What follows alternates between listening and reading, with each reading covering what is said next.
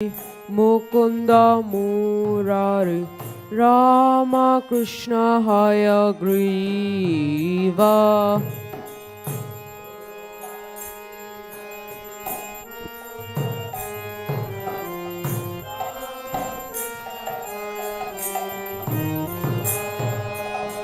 Narsimha Vamana Shri Madhusudana Brajendra Nandana Shama.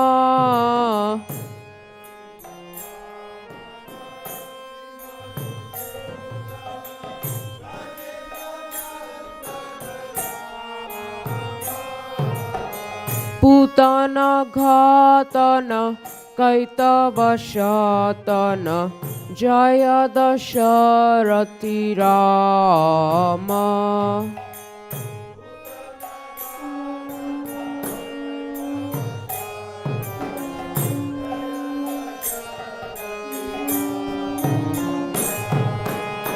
Yashoda Dulala Govinda Gopala Vrindavana Purandara.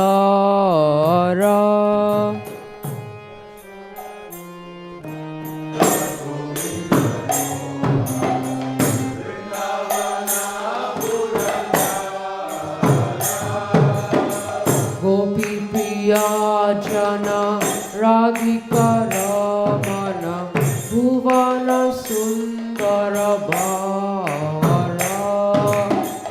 Gopi Priya Jana Radhika Ramana Bhuvana Sundara Bhara. Ravana Nankara Makhana Taskara Gopi Jana Vastrahari.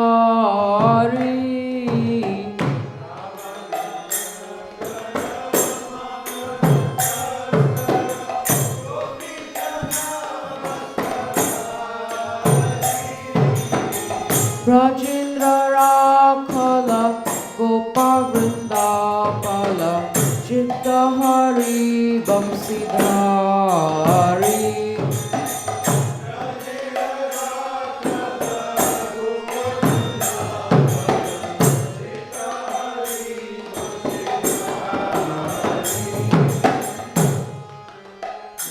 Nandana Shinandanandana Brajajana Bhayahari.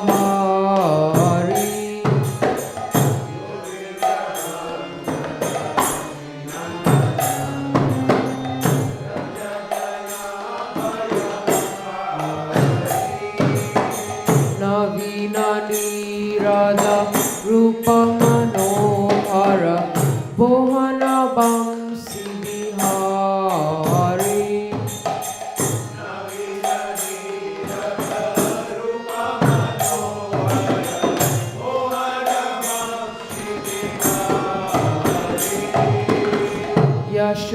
Yashodanandana Kamsani Sudana Nikunjara Savilasi.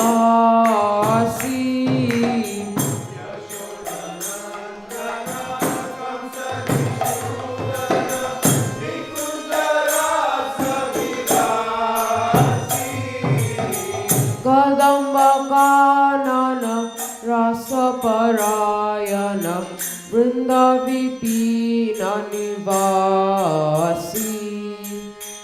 Kadamba Kanana Rasa Parayana Vrinda Vipina Nivasi. Ananda Vardhana Premani Kirtana Pula Sarajo Jakapa.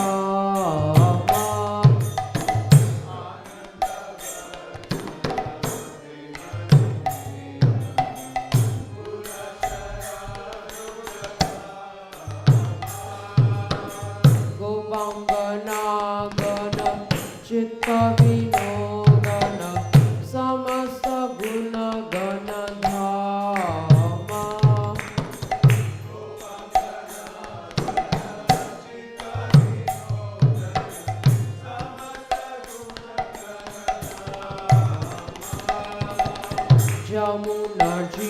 Jivana Kiliparayana Manasa Chandra Chakora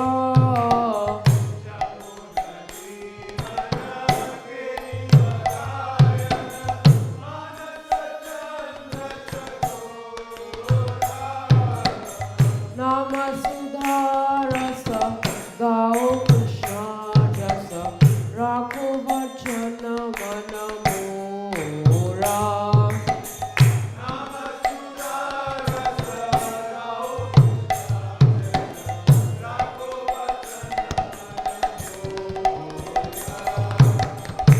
Vibhavari Shesha Aloka Pravisha Nidrachari Yuto Jiva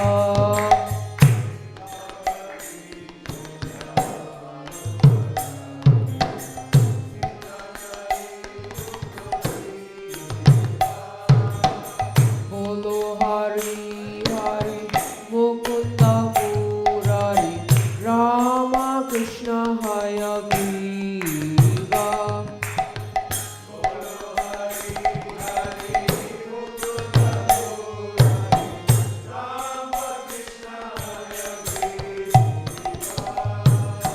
Nama Om Vishnupadaya Krishna Prasthaya Bhutale Srimate Bhakti Vedanta Swami Niti Namine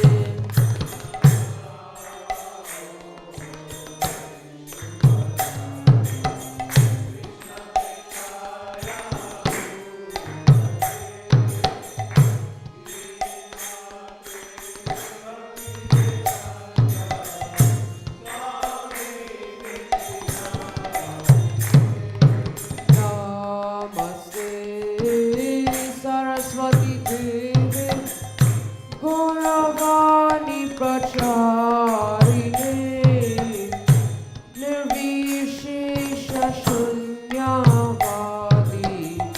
Paschatya Dishatarine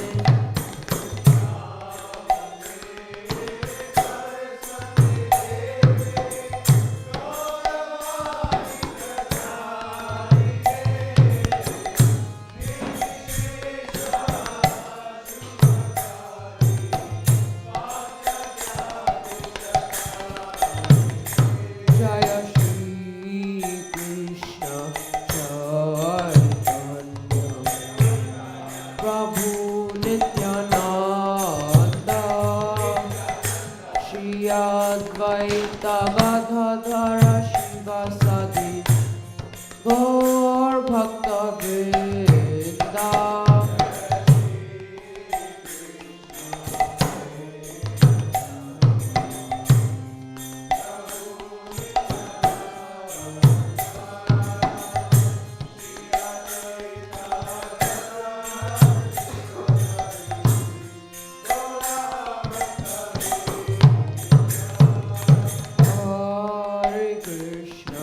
Hare Krishna Krishna Krishna Hare Hare Hare Rama Hare Rama Rama Rama Hare Hare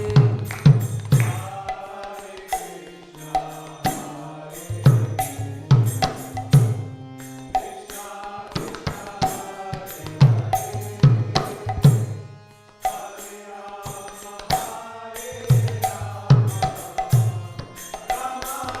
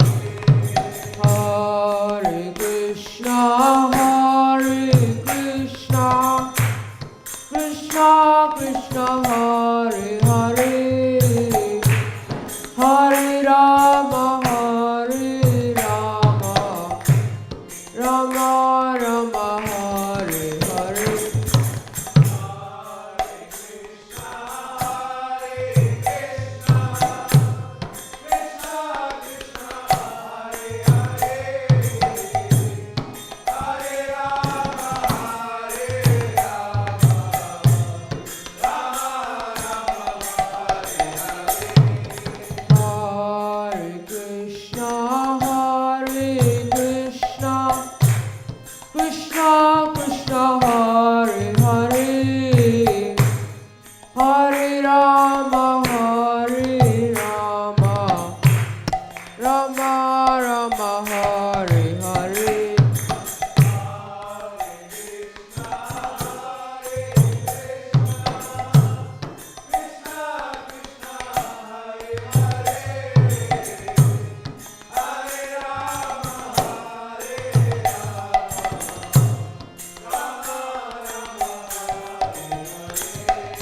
Hare Krishna,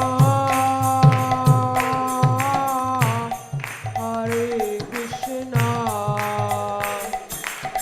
Krishna Krishna, Hare Hare, Hare Rama,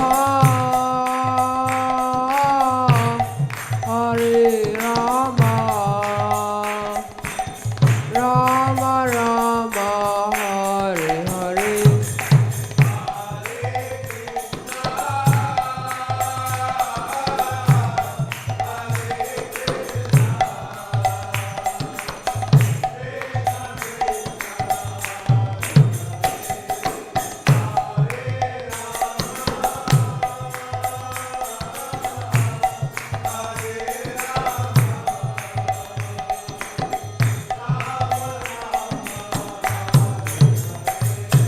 Hare Krishna, Hare Krishna, Krishna Krishna, Hare Hare, Hare Rama, Hare Rama, Rama Rama, Hare Hare.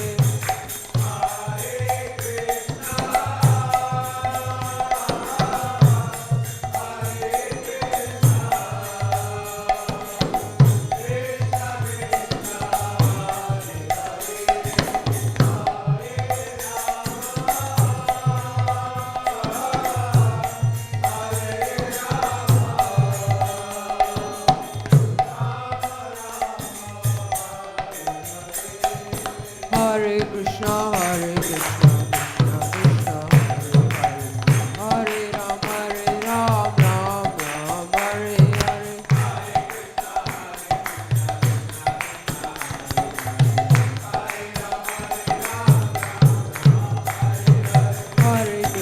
Hare Krishna, Krishna Krishna, Hare Hare, Hare Rama, Ram Ram, Hare Hare.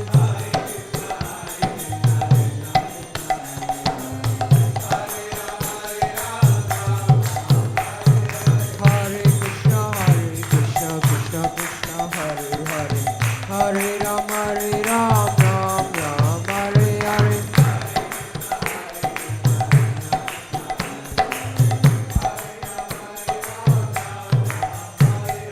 Hare Krishna, Hare Krishna, Krishna Krishna, Hare Hare, Hare Rama, Ram Ram, Hare Hare.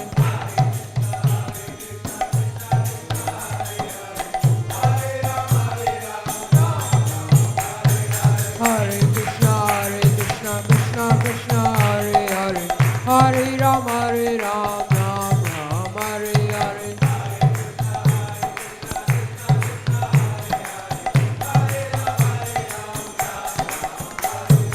Hare Krishna, Hare Krishna, Krishna Krishna, Hare Hare, Hare Rama, Ram Ram, Hare Hare.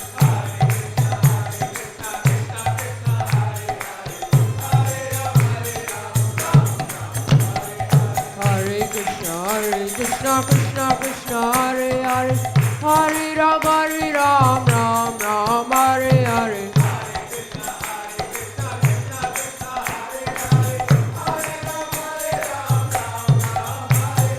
Hare Krishna, Hare Krishna, Krishna Krishna, Hare Hare, Hare Rama, Ram Ram, Hare Hare.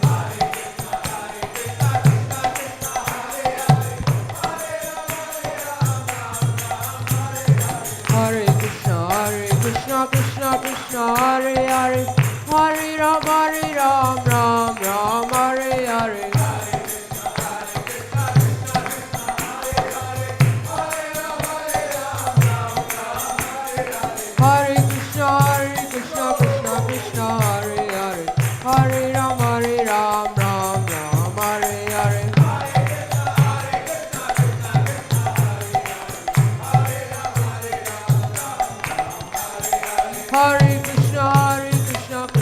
Krishna, Hare Hare, Hare Ram, Ram Ram, Hare Hare.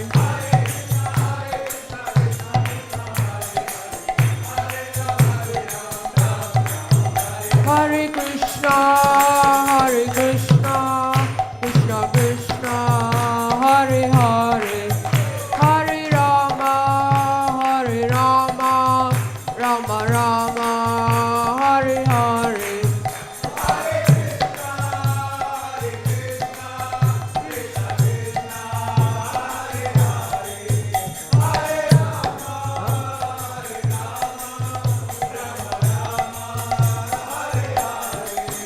Hare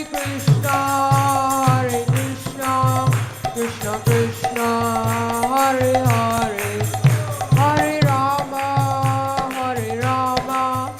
Rama Rama, Hare Hare.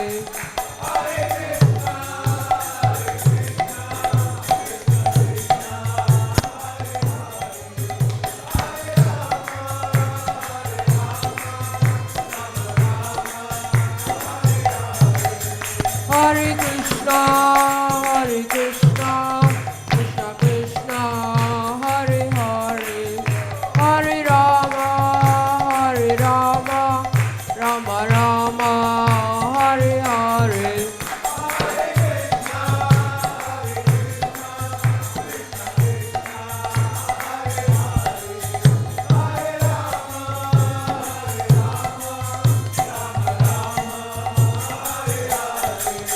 Jaya Radha Madan Mohan, Radha Madan Mohan, Radhe.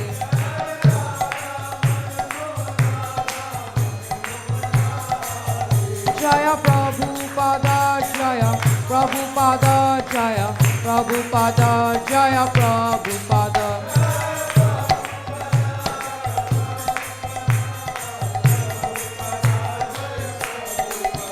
Jaya Gurudeva, Jaya Gurudeva, Jaya Gurudeva, Jaya Gurudeva.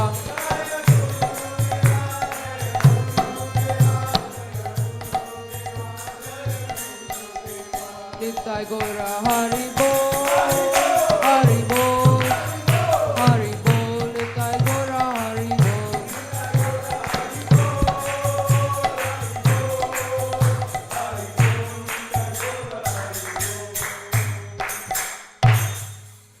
Jai Vishnupada Paramahamsa Parivrajaka Shtotar Shakti Shri Srimad Srila Vaichnava Bhaktivedanta Swami Srila Prabhupada Ki Jai Om Vishnupada Paramahamsa Parivrajaka Shtotar Shakti Shri Srimad Srila Bhaktisiddhanta Saraswati Thakur Srila Prabhupada Ki Ananta Koti Vaishnavrinda Ki Amacharya Srila Haridas Thakur Ki Prem Sakho Shri Krishna Chaitanya Prabhu Nityananda Shri Advaita Gadadhar Srivasadi Gaura Bhaktivinoda Ki Shri Radha Krishna Gopa Gopinath Shyamkunda Radha-kunda Giri Govardhan Ki Vrindavan Mathura Dham Ki, Mayapur Jagannath Puri Ki, Gangamai Yamunamai Ki, Bhakti Devi Tulsi Devi Ki, Samaveda Bhakti Vrinda Ki, all glories to us some devotees, all glories to us some devotees, all glories to us some devotees, all glories, Shri Shri Guru and Gauranga.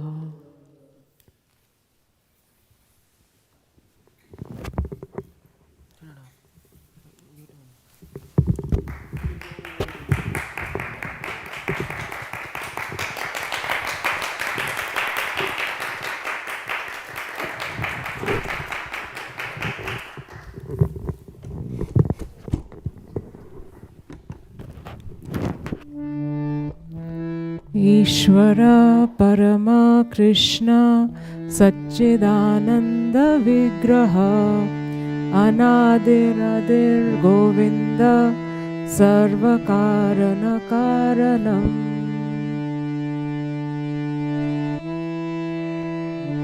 We have to go to the next.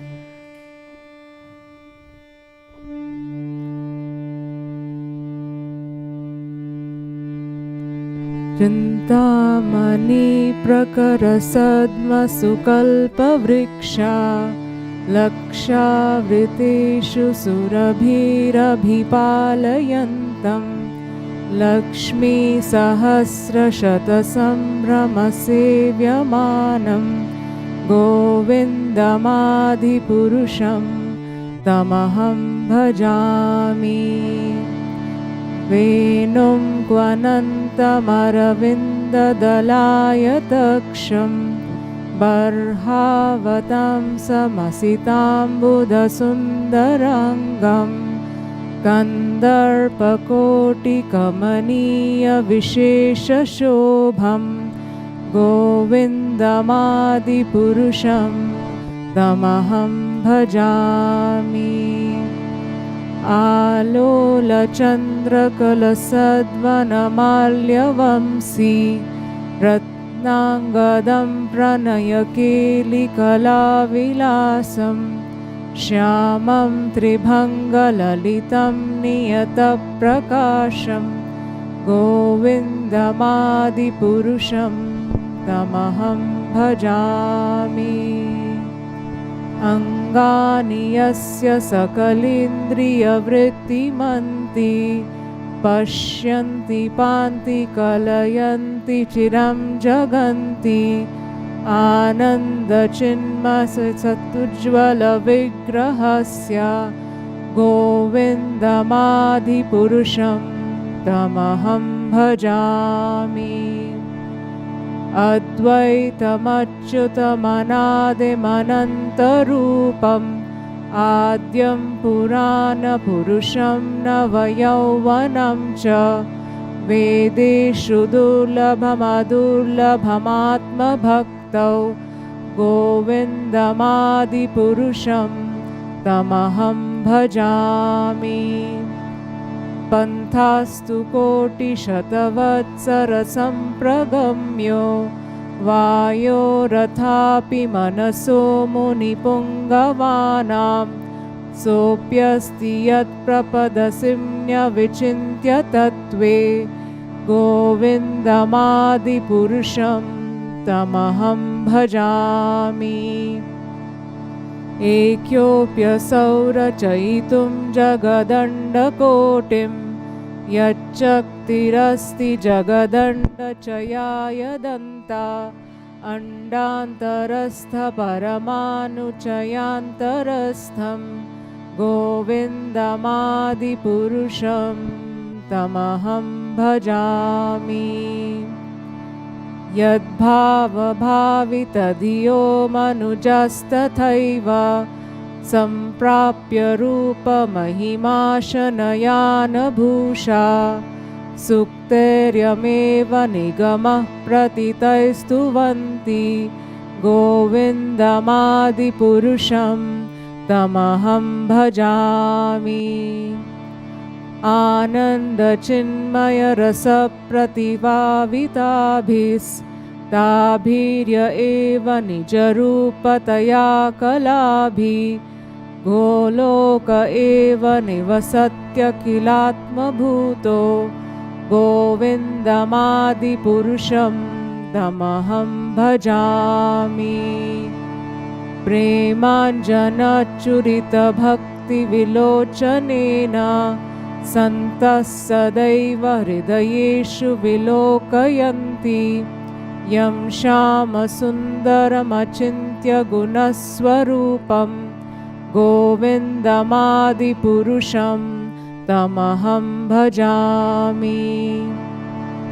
रामादिमूर्तिषु कलानियमेन तिष्ठान् नानावतारमकरोद्भुवनेषु किन्तु कृष्णः स्वयं समभवत्परमः पुमान्यो गोविन्दमादिपुरुषं तमहं भजामि।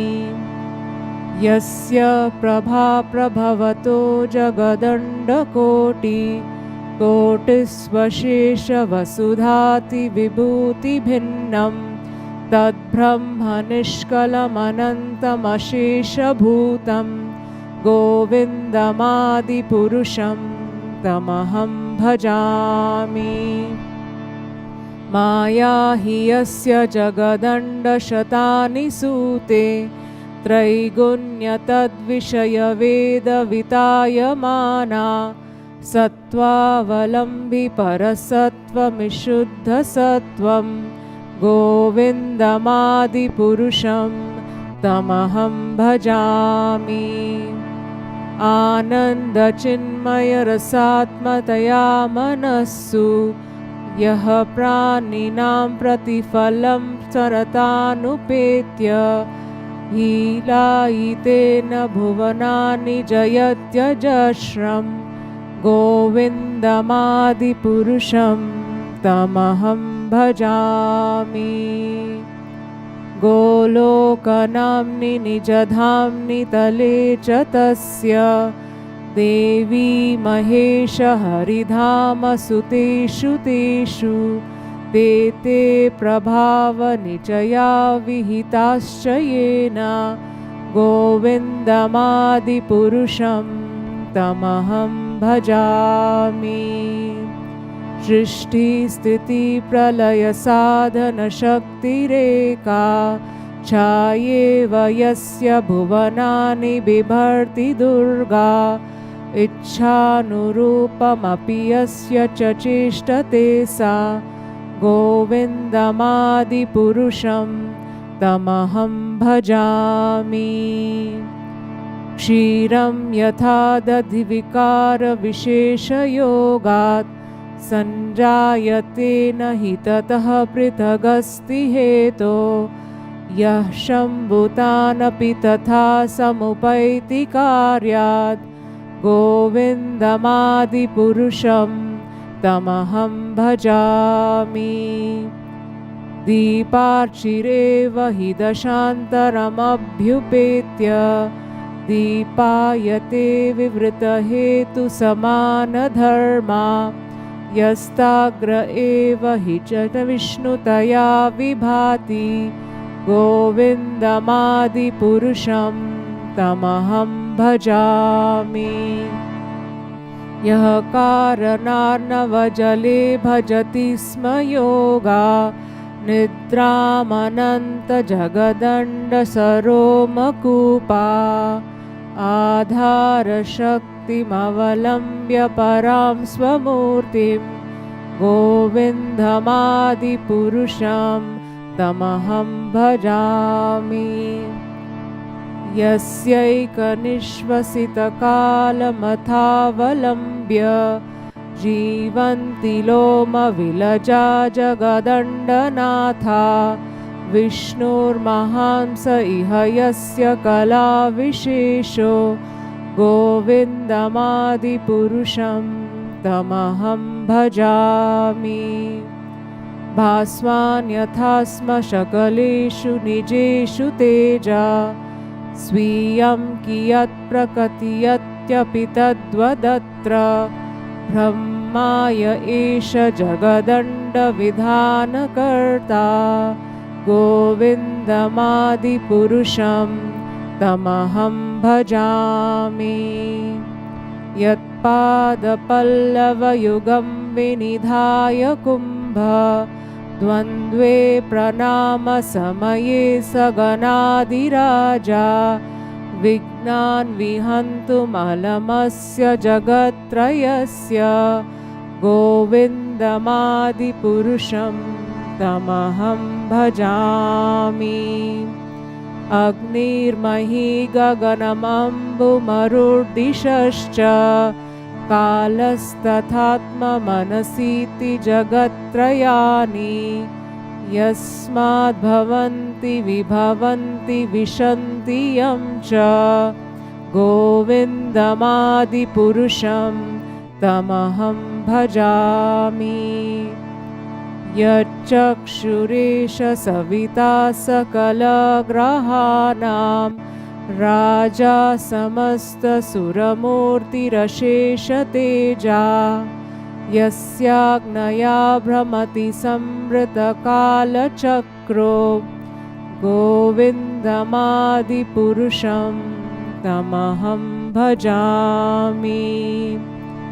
धर्मोऽथ पापनिचयः श्रुतयस्तपांसि ब्रह्मादिकीटपतगावधयश्च जीवा यद्दत्तमात्रविभवप्रकटप्रभावा गोविन्दमादिपुरुषं तमहं भजामि। यस्त्वन्द्रगोपमथवेन्द्र अहो स्वकर्मा बन्धानुरूपफलभाजनमात्तनोति कर्माणि निर्दहति किन्तु च भक्तिभाजां गोविन्दमादिपुरुषं तमहं भजामि यं क्रोधकामसहजप्रणयादिभीति वात्सल्यमोहगुरुगौरवसेव्यभावै सञ्चिन्त्य तस्य सदृशीं तनुमापुरेते गोविन्दमादिपुरुषं तमहं भजामि गोविन्दमादिपुरुषं तमहं भजामि श्रियः कान्ता कान्तः परमपुरुषकल्पतरवो द्रुमा भूमिश्चिन्तामणिगणमयी तोयममृतम् कथागानं नाट्यं गमनम् अपि वंशी प्रियसखी चिदानन्दं ज्योतिः परमपि तदास्वाद्यमपि च स यत्र क्षीराब्धि श्रवति सुरभिभ्यश्च सुमहान् निमेषार्ध्याख्यो वा व्रजति न हि यत्रापि समयः भजे श्वेतद्वीपं तमहं इह गोलोकमिति यं विदन्तस्ते सन्तक्षितिविरलचाराकटिपये अथोवाच महाविष्णुर्भगवन्तं प्रजापतिं ब्रह्मन्महत्त्वविज्ञाने प्रजासर्गे च चिन्मतिः पञ्चश्लोकीम् इमं विद्यां वत्सदात्तं निमोध मे प्रबुद्धे ज्ञानभक्तिभ्याम् आत्मन्यानन्दचिन्मयी उदेति अनुत्तमा भक्तिर्भगवत्प्रेमलक्षणा प्रमाणैस्तद्वचारैस्तदभ्यासै निरन्तरं बोधयन् आत्मनात्मानं भक्तिम् अप्युत्तमां लभेत् यस्य श्रेयस्करं नास्ति यया निवृत्तिम् आप्नुयात् या साधयति मामेव भक्तिं ताम् एव साधयेत् धर्मान् अन्यान् परित्यज्य मामेकं भज विश्वसन् यादृशी श्रद्धा सिद्धिर्भवति तादृशी कुर्वन् निरन्तरं कर्म लोकोऽयम् अनुवर्तते तेनैव कर्मणा ध्यायन् मां परां भक्तिमिच्छति अहं हि विश्वस्य चराचरस्य बीजं प्रधानं प्रकृतिः पुमांश्च मायाहितं तेज इदं बिभर्षि विदे विदेहि त्वम् अथो जगन्ति ईश्वरा परमा कृष्ण सच्चिदानन्दविग्रह अनादिरादिर्गोविन्द सर्वकारणकारणम् इति श्रीब्रह्मसंहितासम्पूर्णं हरि ओम. We'll stop here and get ready for the class.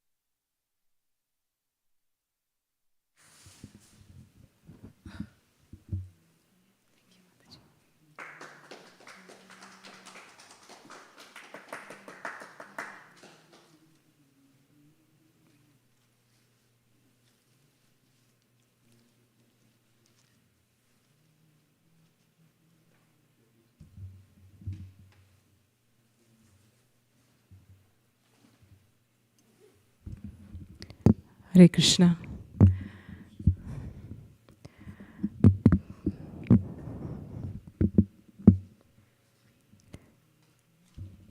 Mataji, is it possible for me to have the head mic instead?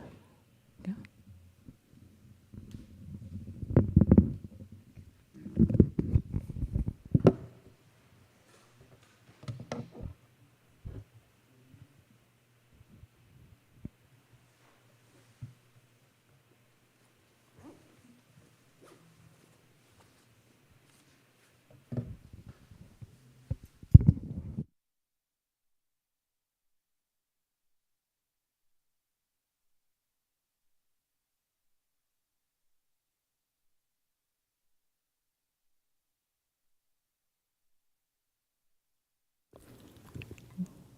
जय श्री श्री राधा मदन मोहन की जय, महाप्रभु की जय, लक्ष्मी नरसिम्हदेव की जय.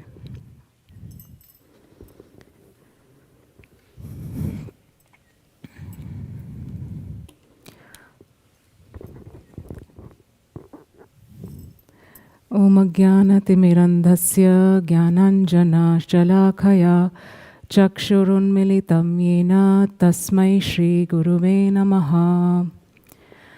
So today I'll be, Mataji, I'll not do the prayers because I have a long presentation on the Guru Parampara. I have a long presentation on the parikrama, so I will not do the Guru Parampara. So I wanted to continue with the previous session that we had on Govardhan Parikrama Part 1. So this is a continuation of that. But I will give a small recap so that we can get into the mood of where we were on Govardhan, and just to also brush up so that we can understand how the next part of the parikrama plays into this whole presentation. So this is a beautiful Govardhan hill, and let's first pray to Govardhan to give us the blessings. I am not qualified, only because of the mercy of Guru and Vaishnavas and the Parampara, Acharyas, Sriman Mahaprabhu, and all the contemporary leaders that we have in this whole beautiful sampradaya. By their mercy, we can get a chance to appreciate the glories of Sri Govardhan Hill. So we will first start with the bhajan. Nitai will start with the Raghunath Das Goswami's Govardhana Vasa Dashakam. It's 10 verses by Raghunath Das Goswami, praying to grant us the permission to be near Govardhan Hill. So Mataji, can we switch the screen for that? And the blue mic for...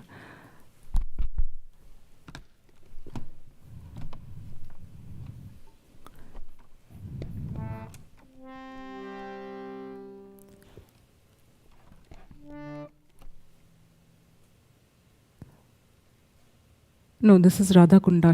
That is the previous one. It's called Govardhana Vasa. I can just bring it up.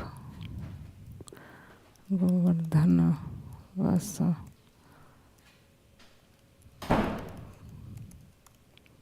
Pradhana. So it's Shri Shri Govardhana Vasa Prarthana Dashakam. Yes, it should be on KK songs also. Yes, thank you, Mataji. Okay, and we need to activate the blue mic.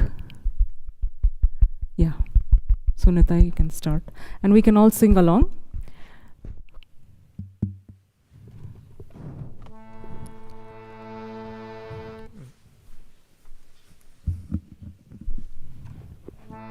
Nijapati bhujadanda chatra bhavam prapadya Pratihatamadagrishto danda devendra garva Atula prithula shaila Srini bhupa priyam me निजनिकटनिवासं देहि गोवर्धनत्वम्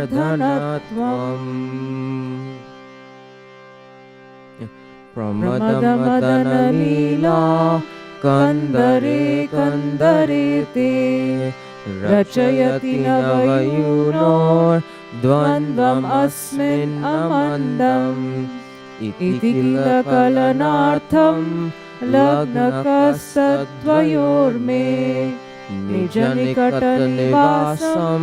देहि गोवर्धनत्वम् अनुपममणिवेदी रत्नसिंहासनोर्वी रुहजरदर्शानु द्रोणीसङ्गेषु रङ्गये सह बलसखिभिः सङ्खेलयन् स्वप्रियं मे निजनिकटनिवासं देहि गोवर्धनत्वम् रसनिधि नवयूनो साक्षिणीं दानकेलेर्द्युतिपरिमलविद्धं श्यामवेदीं प्रकाश्य रसिकवरकुलानां मोदमास्फालयन् मे निजनिकटनिवासं देहि गोवर्धनत्वम् हरिदयितमपूर्वं राधिकाकुण्डमात्मा प्रियसखमिह कण्ठे नर्मणालिङ्ग्य गुप्ता नवयुवयुगखेलास्तत्र पश्यन् रहो मे निजनिकटनिवासं देहि गोवर्धनत्वम् स्थलजलतलशष्पैर्भ्रूरुहच्छायया च प्रतिपदमनुकालं हन्त संवर्धयन् त्रिजगति निजगोत्रं सार्थकं ख्यापयन् मे निजनिकटनिवासं देहि गोवर्धनत्वम् सुरपतिकृतदीर्घा द्रोहतो घोष्टरक्षां तव नवगृहरूपस्यान्तरे कुर्वदैव अघभकरिपुनोच्चैर्दत्तमानादृतं मे निजनिकटनिवासं देहि गोवर्धनत्वम् गिरिनृपहरिदास श्रेणिवार्येति नामा मृतमिदमुदितं श्रीराधिकावक्त्रचन्द्रात् व्रजनवतिलकत्वे क्लिप्तवेदैस्फुतं मे निजनिकटनिवासं देहि गोवर्धनत्वम् निजजनयुतराधा कृष्णमैत्रीरसक्ता व्रजनरपशुपक्षी भ्रातसौख्यैकदाता अगणितकरुणत्वान् माम् उरीकृत्य तान्ताम् निजनिकटनिवासं देहि गोवर्धनत्वम् निरुपधिकरुणेन श्रीसचिनन्दनेन त्वयि सतोऽपि त्वत्प्रियेणार्पितोऽस्मि इति खलु मम योग्यतां मामगृह्णान् निजनिकटनिवासं देहि गोवर्धनत्वम् रसदशकमस्य शीलगोवर्धनस्य क्षितिधरकुलभर्तुर्यः प्रयत्नादधीते ससपदि सुखदेऽस्मिन् वासमासाद्य साक्षात् शुभदयुगलसेवा रत्नमाप्नोति तूर्णम् निजनिकट निवासं देहि गोवर्धनात्मम्।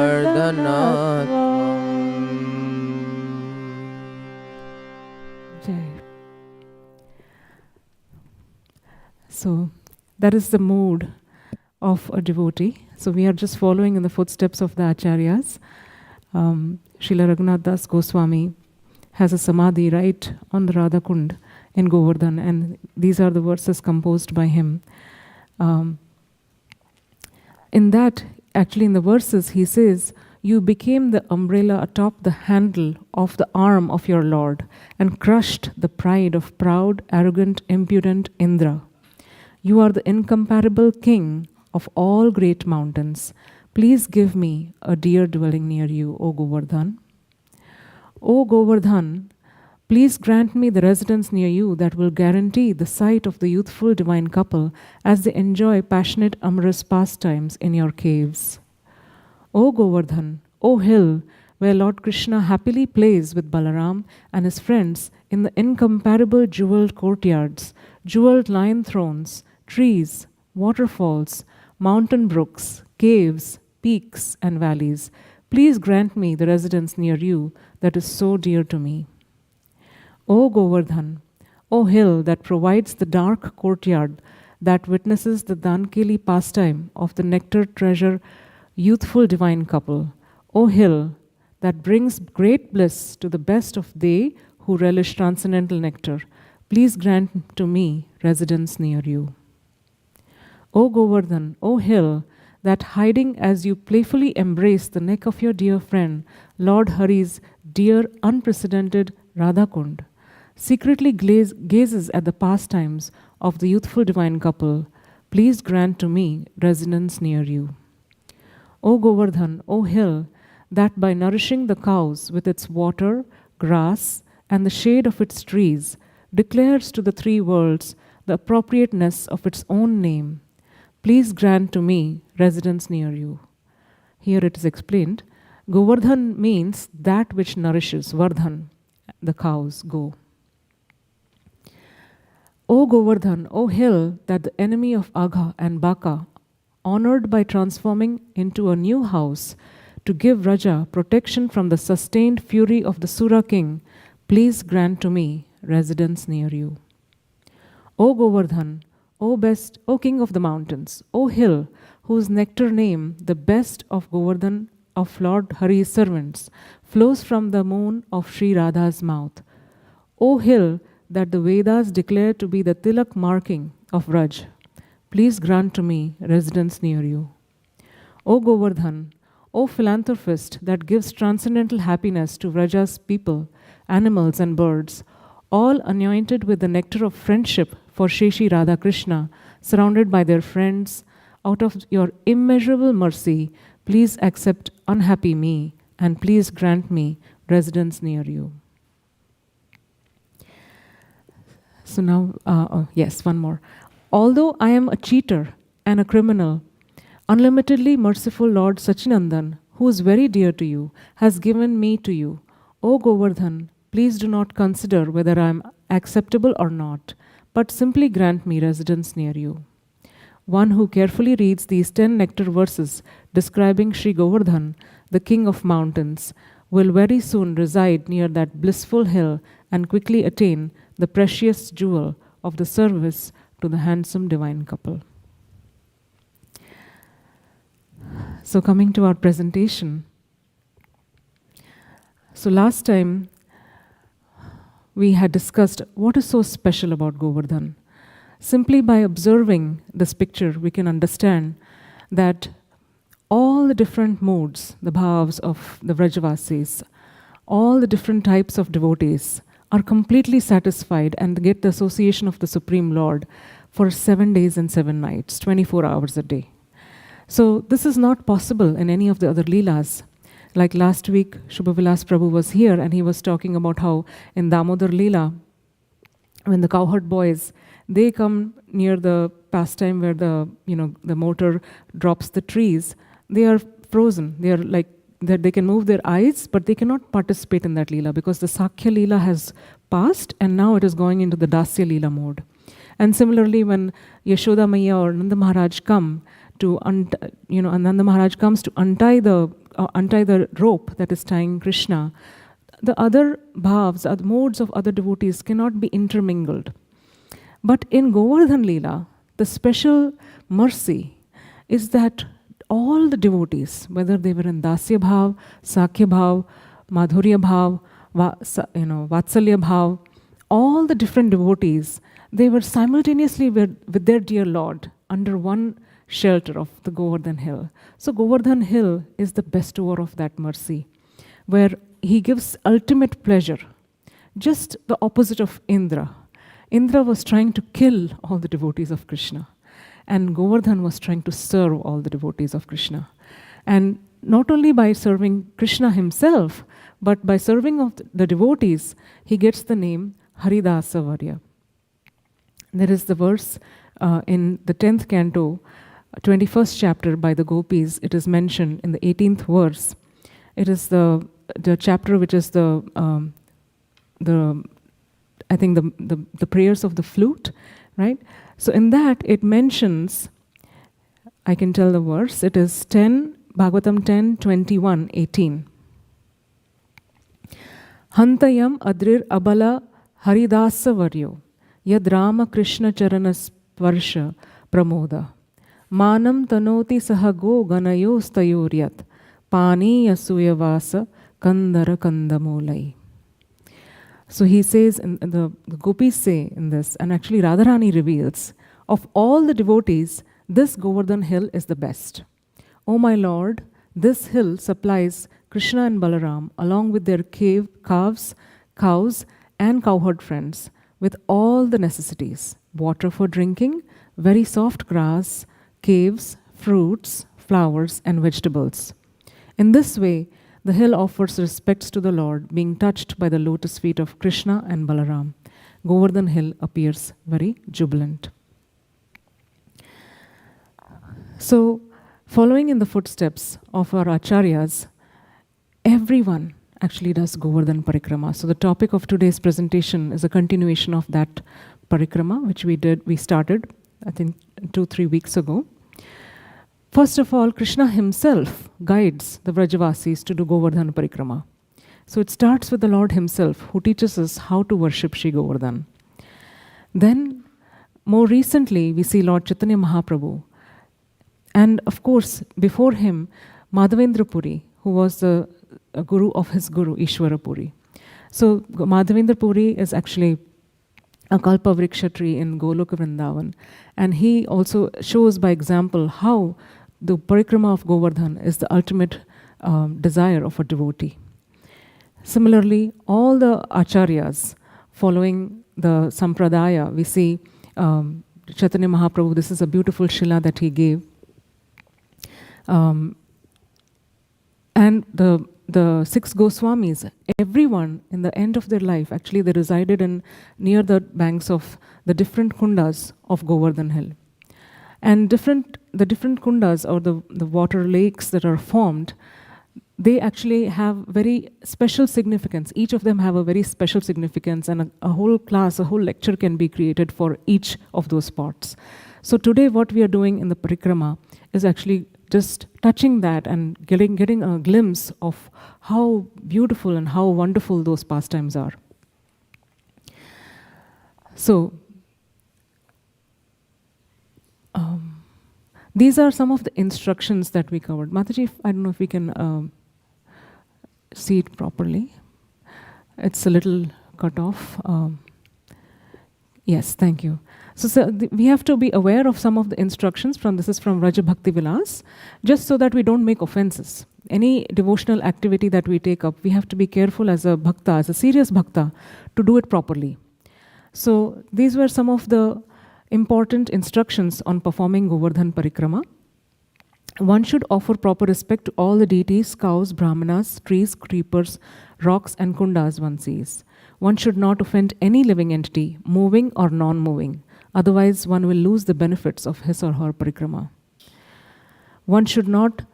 So, what is the meaning of moving and non-moving? So, non-moving because even the trees and the rocks and even every dust particle of Govardhan is actually, we don't know in the eternal world what their role is. They are actually very conscious beings who have taken a role over there to be on Govardhan, serving Krishna, serving Govardhan hill. So actually my Guru Maharaj says in one of his Yatra lectures that we don't have the qualification, even one dust particle of Govardhan. Imagine for centuries it was walked over, traversed by Krishna and the gopis, and then Uddhava, and then so many of the other devotees that followed in the Sampradaya. Madhavendra Puri, Ishwarya Puri, Narottam Das Thakur, of course, Chaitanya Mahaprabhu, all his associates, Raghav Pandit, Srinivas Acharya, Narottam Das Thakur, Bhaktisiddhanta Saraswati Thakur, and before him his father Bhaktivinoda Thakur, all their contemporaries also. They were all doing Govardhan Parikrama. Bhaktivinoda Thakur and Bhaktisiddhanta Saraswati Thakur also have a small house near Govardhan. And later on, Srila Prabhupada, founder Acharya of International Society for Krishna Consciousness, he also had his final desire actually just before he left the world to perform Govardhan Parikrama. So all, and actually in that also the devotees took him on his body. He left his body, but his body, it was taken in Samadhi, was taken around Govardhan. So the dust of the lotus feet of all these devotees is present in every particle of Govardhan. So we can imagine that we should not, we should have the right consciousness when we walk and when we try to do Govardhan Parikrama. We should not offend anyone, moving or non-moving, and otherwise we might lose the benefits. Then the third one is, while performing parikrama, one should not wear leather items, or one's clothes should be freshly washed. One should observe brahmacharya and take bath as well as clean teeth before starting parikrama. One should not perform parikrama at night. While performing parikrama, one should move carefully so as to not kill any living entities on the path. If one becomes sick during parikrama, one should stop and take rest. Parikrama should be continued after health is regained. Because it's a lot of physical energy. The inner parikrama is 21 kilometers and it can take 5 to 7 hours depending on the speed of the devotees. And it is exhausting physically on the body, on the material plane. So sometimes we have to be very careful that our health should not be so compromised, and it should not create a feeling of, oh my God, when am I going to finish? Or some offensive thought. If it comes, we should stop and just take rest, because that is what Srila Govardhan wants. He doesn't want to offend any devotee. He doesn't want to cause harm to any devotee. His mode is the opposite. He wants to serve the devotees. So by his mercy, by his desire, actually we can finish the parikrama. Even the most, we can see even some of those who are doing parikrama, and I will cover later, the different types of parikrama. They are doing for months and months. And they seem so skinny, but they are getting the energy because it's now their bodies are spiritualized. So till our bodies are spiritualized, we should be aware that we have to go slow. We have to understand this is a mercy that is coming from the top, and do the parikrama accordingly.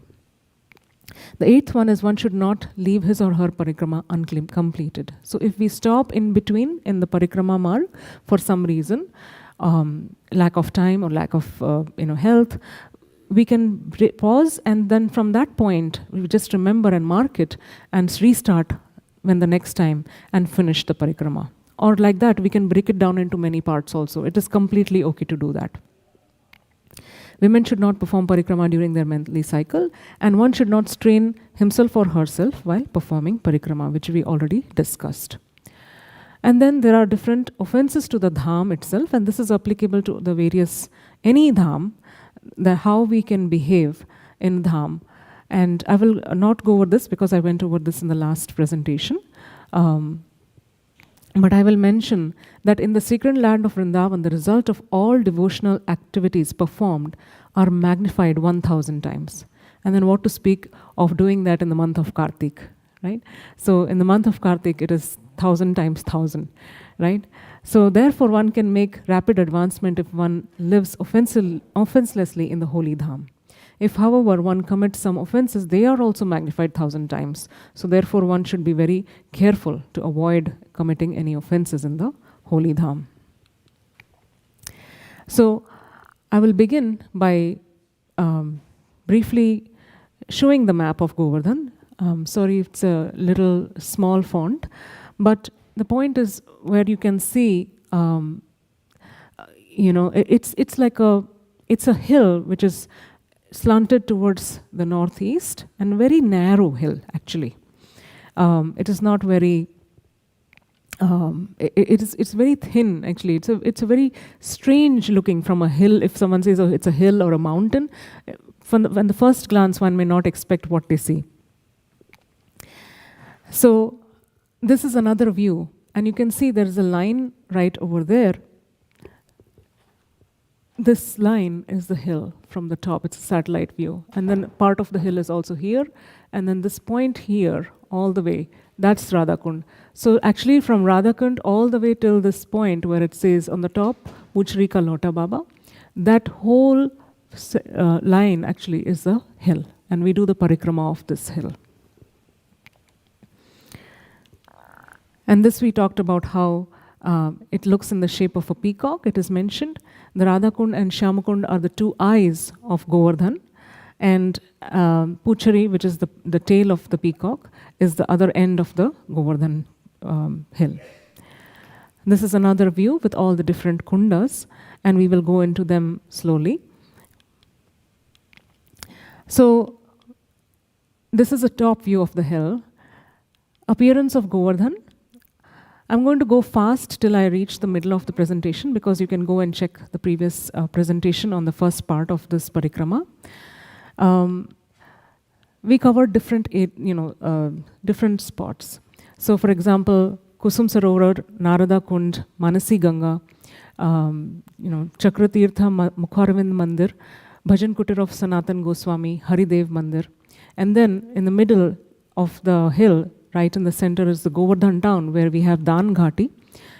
Then going south, ISKCON temple, Dan Nivartan Kund, Chandra Sarovar, the Aniur village, and then Sankarshan Kund I did not cover, so I'm going to talk about that today. Then there is Govind Kund, where also we have Madhavendra Puri Prabhu's Kutir, and Gopal Mandir, Indratila, Balram Mukut Shila, Narsimhadev temple, Naval Kund and Apsara Kund, and the last one was the Puchari Ka Lotha Baba temple, which is what we covered. So I'm going to go fast into that. So this is the beautiful Kusum Sarovar. I just want to mention, since I did not put this picture in the previous slide, that this is the deity. You see the deity on the top, on the left, this is a Govardhan Shila, is Krishna. He has a comb in his hand. And this is Radharani, it's a lighter Shila. And she has a mirror. It's the same like this picture. And in this mirror, she's actually seeing Krishna, and Krishna is seeing her. So this is a beautiful deity at Kusum Sarovar. I just thought I should mention that in the pastimes. This is the beautiful Sanji festival.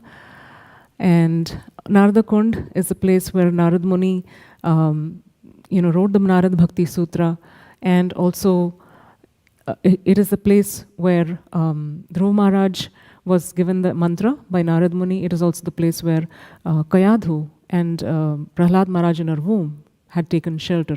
This is the only place where Narad Muni has an ashram. He is actually cursed not to stay anywhere. He cannot stay according to the curse given by Parikshit Maharaj in the 6th canto of Bhagavatam. It's mentioned.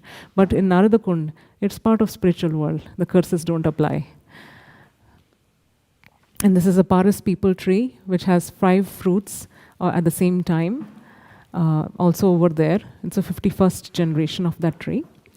Manasi Ganga, the Ganga that appeared from the mind of Krishna. So the Vrajavasis don't have to go anywhere far to take a dip in the Ganga. Manasi Ganga is right there. And Manasi Ganga is a very important point, because a lot of the Tirtha Sthalas are around Manasi Ganga. I'm going to mention quickly that Manasi Ganga is also the place where the boat pastime took place. And all the gopis were asked by Krishna, who was disguised as a boatman, to throw off, there was a storm that he created, and they asked him to throw off all the pots. Krishna asked them to throw off all the pots because the boat was about to sink. And then after that, there was a loud thunder, and Radharani, in fear, she jumped, and she happened to see that Krishna had a flute. And then she recognized it was her beloved Krishna.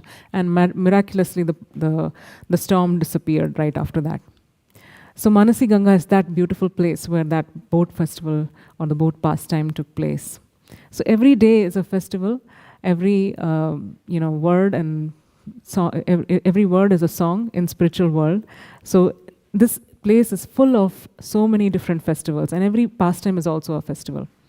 So this is Manasi Ganga in a satellite view. It also has Sanatan Goswami's Bhajan Kutir, and then there is Mukharvind temple, there is Manasi Ganga temple, and also the Chakleshwar Mahadev temple. Chakreshwar Mahadev, and then there is also the Chakra Tirtha. Chakra is the Sudarshan Chakra. He manifested, right, as a protection on top of the Govardhan hill when Indra was showering his heavy rain clouds. And actually not even, one might think that, the devotees under the hill were protected, but actually above the hill also every blade of grass was protected by the mercy of Sudarshan. So he manifests in the form of Chakra Tirtha on Govardhan hill. And Chakreshwar Mahadev is also Mahadev who's pinning his trident right on top of Chakra, on Manasi Ganga. So it's the center of the Govardhan hill. And he's called as Chakreshwar Mahadev. He also begs that, can I reside here? And Krishna gives him this spot. And this is the Chakreshwar Mahadev. These are different darshans and the bath stations. This is the Mukharvind Mandir, also in Manasi Ganga. It is called the mouth. Mukha is mouth, the lotus mouth of Govardhan. And Sanatan Goswami's Bhajan Kutir, you can see here, and the beautiful Shila that he was given. He used to do the big parikrama, and I will mention a little bit about the big parikrama towards the end of the presentation. Sanatan Goswami used to walk the bigger parikrama, which contains many more pastime places. It's almost 44 kilometers. And in his old age, he was not able to do, but he continued to do. And Krishna then manifested as a Shila and told him, you don't have to do the parikrama, the big parikrama like that anymore in this age. You just do 4 times the parikrama of this Shila, and it is the same as Govardhan parikrama. So this Shila is today there in the Radha Damodar Mandir in Vrindavan, and devotees do parikrama 4 times to also get the benefit of the same mercy that Sanatana Goswami was given. And then also near Manasi Ganga is Haridev Mandir, the place where the gopis called out when Krishna disappeared from the Ras Leela. They called out, Haridev, where are you? Where are you? So they called out by the name Haridev as a person, as the god of their hearts, who's stolen their hearts. And this is actually, this temple is a place where Lord Chaitanya Mahaprabhu went into ecstasy, and he performed a huge kirtan, loud kirtan. And so that is why it's very special for Gaudiya Vaishnavas to also visit and take darshan in this place.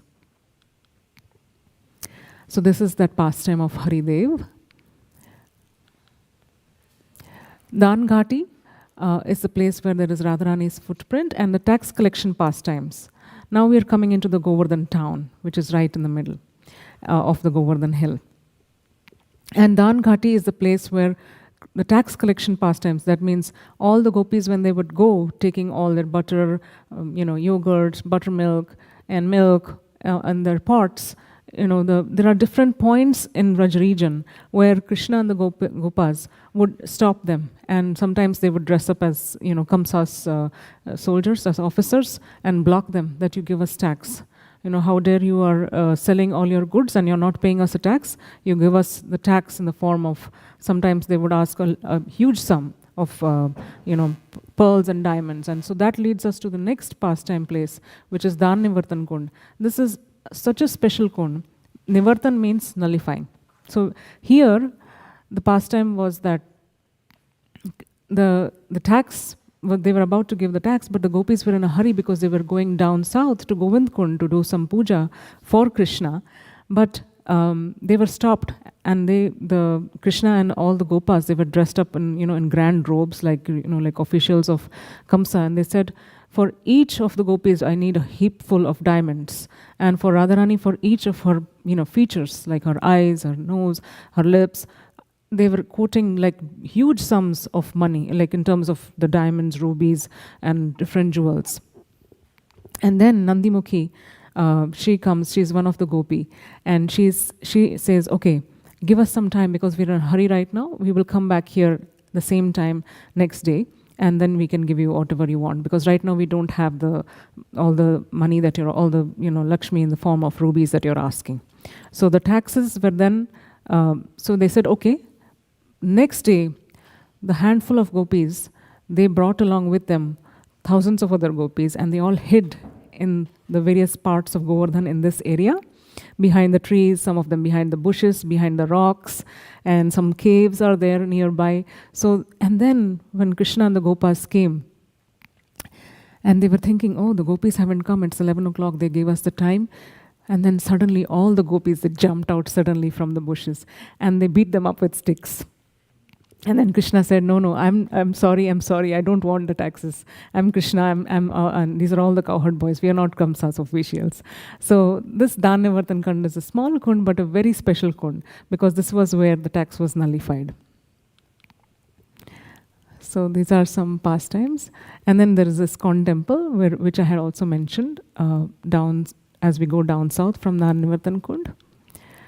And so this is where we are in the Govardhan town. The small water body that you see is the place where Mansi Ganga is. And as we go down south, near ISKCON temple towards the east, actually, is a place called Chandra Sarovar.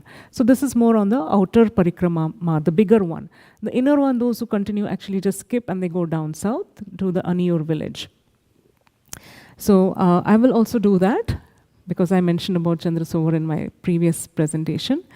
And there is the Annakut Kshetra, the place where the whole pastime of Annakut offerings that happened when Indra Puja was stopped, and Krishna asked Nanda Maharaj that why are you offering all these, food, so much food to Indra? Indra does not deserve. It's Govardhan who deserves it. So then all that food, mountains and mountains of rice and rotis and puris and kachoris and so many different sweets, milk sweets, they were all brought and offered at this spot of Govardhan. So that's why the name of this place is called Aniyur, the place where the Annakut Kshetra is, or the place where the offerings were made. And Aniyur, Krishna's actually, in that time, Krishna expanded, and some of the cowherd men and the women, when they saw Krishna, he was so huge and he was eating, but he looked just like their Krishna, but he was just so much bigger. And that Krishna was, Aniyur, bring me more. So he kept eating and eating and eating till all their supplies were over. Still then finally he was satisfied. And so this place is called Aniyur. And close to this place is the Balaram temple. And also a place where the Gopal deity appeared. So what is this Gopal deity? This is a very important deity. There is a huge history behind this. So on top of Govardhan Hill, there is actually a white structure that we can see. We are not allowed to climb the hill because Chaitanya Mahaprabhu, his special instructions to all his followers is that Krishna and each of the rocks of Govardhan are non-different. So we cannot climb over the deity of Govardhan Hill. Because of that, now before that, Madhavendra Puri, 2 generations before, because Guru of Sri Chaitanya Mahaprabhu is Ishwara Puri and his Guru is Madhavendra Puri. So Madhavendra Puri, actually when he came, in his parikrama, and he finally came and he settled and did parikrama around Govardhan, he actually stayed in this spot. That place is there in this picture, the Prakat Sthali. It's also the place where Gopalji appeared. So the beautiful pastime with that is, once Madhavendra Puri, when he was fasting and is a very, very exalted devotee, and he was sitting in Govardhan and he was just, chanting Krishna's name constantly. A beautiful cowherd boy appeared and told him that, can I bring you some milk? See, I have brought you a pot of milk. Please have some. And then Madhavendra Puri was so amazed, like, how did you know that I was fasting and I was hungry? And he said, oh, some of the cowherd women from the nearby areas, they saw that you've been sitting here for a long time and you're fasting and that you're hungry. So I have brought you some. So please have. So Madhavendra Puri has that. And then and that boy actually is Krishna. He does not reveal himself. He just goes away and he says, I will come back and take this pot later. But he never comes back. And then Madhavendra Puri realizes, oh my God, the Lord of my heart appeared in front of me and I did not realize that it was him. And he realizes that it was none other than Krishna. And then like that, he was pondering and then he was just taking rest and he had a dream. In that dream, Krishna appeared in the form of this Gopal deity and told him, I am nearby in these bushes. And he told him that spot in his dream and said, can you please take me out of here because I have been buried here for such a long time and I'm feeling very hot and hungry. Can you please take me out from here? So this was the spot where that Gopal deity was then dug up by Madhavendra Puri and all the associates. He called all the Brajavasis to help him and he was taken out. And then Madhavendra Puri had a very nice celebration of the same, like the Annakut festival that happened 5,000 years ago. The same festival was enacted in the time of Madhavendra Puri about 600 or so years ago. And all the villagers all around, all the neighboring villagers also, they were invited to bring all their foodstuff and offer to Gopal. And then in that way, Gopal, the Abhishek of Gopal was done. And then Madhavendra Puri actually had him installed on top of Govardhan because he is a Gopal deity who's lifting Govardhan. So he's Krishna and he's none other than, so Govardhan has two roles. He's Krishna, he's also devotee of Krishna. Just like Chaitanya Mahaprabhu. He's Krishna, but he's also the role of, having a role of playing a devotee. So Chaitanya Mahaprabhu, Madhavendra Puri had that deity installed, and there's a temple. We will see some old like pictures of the old temple as well as the new temple. But it was the worship of that was handed over later on to the Vallabha Sampradaya. And they are the ones actually who do that. And I will go into how is it that they can do it and we cannot climb the hill. One might ask that question, right? So I will go into that detail when I come to that spot. So going down south is a beautiful and the most important is the Govardhan. The Govardhan is actually the place where Krishna was coronated as a king after he humbled Indra, and Indra realized his mistake, and then all the devatas, they appeared, and Brahma and Shiva. Brahma became the priest and they coronated Krishna as the king of Govardhan, of Raja region also. And so Govardhan is that beautiful kund where that Abhishek of Krishna happened by all the celestial beings. Mother Surabhi was the one who was asked to intervene. So, and then near that is the Narsimhadev temple. Now we reached almost the end. On the left you can see the end of the Govardhan hill, and there's a beautiful Narsimhadev temple over there also, which is a very, very ancient temple made of black stones. It's almost 1,000 years old. And from here we can actually get a panoramic view of Apsarakund and Navalkund, which are right on the other end of Govardhan. So this is where we had stopped. There is Puchrika Lota Baba. That's the town where the cowherd boy who's looking towards Mathura, waiting for Krishna to come back, is seated, and we have darshan of him. So that is where we had paused. I had to review all this because it's important. As we go ahead in the parikrama, it gets more and more intense in emotions and also ambiguous, because it gets more and more deeper into the mood of devotion, and we will see all the other points, that the spots that we see on the parikrama are very, very mystical spots as well. So this is another map of the Govardhan. We can see more clearly on the left side. So we covered the right side, and we will cover the left side. We will go upwards now. So in part 2, so part 1, I said that I had not covered Sankarshan Kund and Gauri Kund. So we will talk about that briefly. And then we will go into the part 2. So part 2, right on the bottom of the hill is the Sutalavan. And there's a place called Manikandali Cave and Raghav Pandit's Bhajan Kutir. Raghav Pandit is actually a very important associate of Sri Chaitanya Mahaprabhu. He's mentioned, his interactions with Chaitanya Mahaprabhu are mentioned in Sri Chaitanya Charitamrita. He is actually Champaklata Sakhi in the pastimes of Radha and Krishna.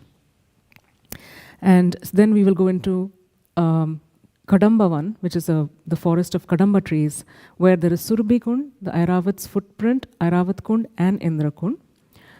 Then into the Jatipura village, which is almost on the other side of the Aniyur village. So Aniyur village is on the right side, and the Jatipura village is on the other side of Govardhan at the same point. And then I will go into the other kunds, but let's first go into Sankarshan Kund. Sankarshan Kund is near the Aniyur village, and this is a beautiful Balaram deity that was installed by Vajranab, so 5,000 years old. The tall deity is a Balaram deity. And when this area was attacked by Mughals under the reign of Aurangzeb, this deity of Balaram was hidden in this village, Aniyur village, in the Sankarshan Kund. So Sankarshan Kund is in Aniyur village. So that is why Sankarshan Kund is important, and there's a beautiful deity of Lord Sankarshan actually now manifest, and it's been installed near the Kund. When we go on the parikrama marg, we get darshan of Sankarshan as well. And near Sankarshan Kund is a small kund called the Gauri Kund. It's a very interesting story because in this pastime, Krishna takes the form of Gauri Devi. So it is actually mentioned, Krishna, so Rupa Goswami writes in a beautiful little story about it, and I'll just give a summary because it's a very elaborate pastime. Like I said, each of the pastimes is like a class, but we can just briefly appreciate the beauty of these pastimes. So Abhimanyu is actually, in the Lila, his Krishna who has expanded himself as another Gopa just to marry Sri Radha.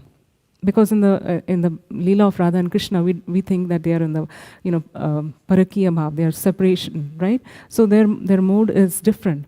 But he expands as Abhimanyu, and his mother is Jatila. So now Jatila becomes mother-in-law of Radharani. Once they had decided to move away from Mathura. So Abhimanyu and Jatila, they were walking, and they met Purnamasi, who is the guru of all the Vrajvasis. She's also the person who, along with Vrinda Devi, arranges all the pastime places for the mercy or for the bliss of pastimes of all the Vrajvasis. So she asked, "Where are you going, Abhimanyu?" And he said, "I want your blessings. I'm going to Mathura." She said, "Why?" And then he told her. He said, "I'm going because I suspect Radharani is spending time with Krishna, and I don't want her to stay here in Vrajabhumi because of that." And Purnamasi's heart was trembling. How could Radharani, who's the ultimate queen and beloved of everyone in Vrindavan, how can she leave? So she cannot leave from here. So she decided, and she said, have Radharani worship Gauri. There's a Gauri Devi temple. You have her worship there. She's the wife of Lord Shiva, and that way. And in the name of Sri Radha, actually, the name of Radharani is also Gauri. So we have to know that there's double meanings in these pastimes. So then Radharani was sent to perform her puja. Now Krishna met her there because she was picking her flowers to perform the puja, and immediately Jatila and Abhimanyu also hear about it. So then they say that, okay, we are now going to catch them red-handed. So they came, and then immediately Krishna asks Vrinda Devi, "Get me the clothes of Gauri." And he dresses as Gauri, and he stands right in front of the deity of Gauri. So this is the picture where it shows that he's manifest as Gauri Devi, and he's standing, and Radharani is worshipping. So so Radharani was saying, please be merciful. And then Abhimanyu then arrives with Jatila, and he says, "What is she asking for? What is she praying for? And why is she praying like this so intensely?" And Gauri, right, who's Krishna actually, he says to one of the gopis, "Tell them, explain to them what's happening." And the gopis say to Abhimanyu and Jatila that Gauri has spoken that Abhimanyu is going to be arrested by Kamsa in 2 days. So Kamsa is going to chop off his head and offer it to Lord Shiva. So Radharani is praying to Gauri to please have mercy on him. So Gauri says, now Gauri, who's Krishna, says, "No, don't worry. Nobody will do anything. Your prayers will be answered." So then Abhimanyu and Jatila, they think, "Oh, Radharani is praying for us. That, Abhimanyu his head should not be chopped off by Kamsa." So then Gauri says, when such a chaste person, lady prays to me, I cannot deny her prayers. But I have one thing, only one condition, that her prayers will be fulfilled. And Abhimanyu and Jatala ask, what is the condition? She should not leave Rajbhumi. So that is the beautiful pastime in which Krishna takes worship of Radharani and also makes sure that she doesn't leave Rajbhumi. And then Jatala and Abhimanyu, they go home and they say, thank God, we just arrived in time. If Radharani had not prayed like that, then we would have been suffering by now. So that is the beautiful story of Gauri-kunda. As we go down further, now Govardhan is made of many caves, and these caves are also pastime places. And this actually is a cave which, we cannot, with a material vision, we cannot appreciate, right? Because there's a thin layer of Maya that covers that, Vraj Bhumi. We cannot understand the pastime places of Radha and Krishna. It's just so esoteric. But by small glimpses of these places, we get an insight through the words of Acharyas. So Raghav Pandit, his bhajan kutir was here in Govardhan when he came and he stayed here. And this place is also the part of Sutala forest. It's a lot of, so all these are different forests around Govardhan hill. And Raghav Pandit, who used to do his bhajan here, his pastimes and how he also was instrumental to take Narottam Das and Srinivasacharya on parikrama on Govardhan. So he was instructed by Jiva Goswami to take these devotees. And all these pastimes are actually mentioned in Bhakti Ratnakar by Narahara Chakravarti. So in this place, it is said that Radha and Krishna used to meet in this cave also, and it's called the Manikandali cave. And it is a place where Raghav Pandit stayed, but it is right now not accessible fully. When we go inside, we can only see just a little bit of some remains of that, and it's not fully understood by someone who's just passing by the parikrama for the first time, that what is the significance of this place. So, but it is important to mention because it is mentioned by our acharyas. Then going north, now that we have turned and we have crossed Manikandali cave and the Sutlavan, there is a Kadambavan.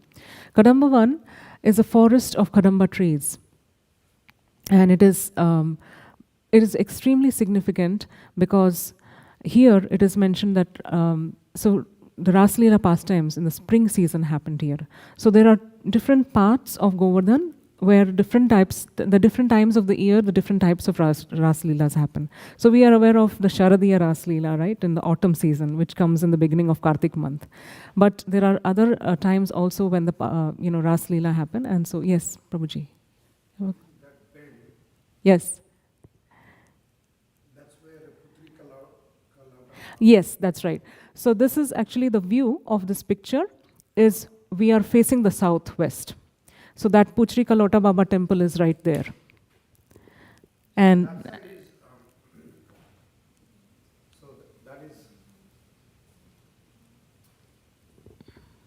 side from the left side, we approach Puchri Kalota Baba, yes. Yes.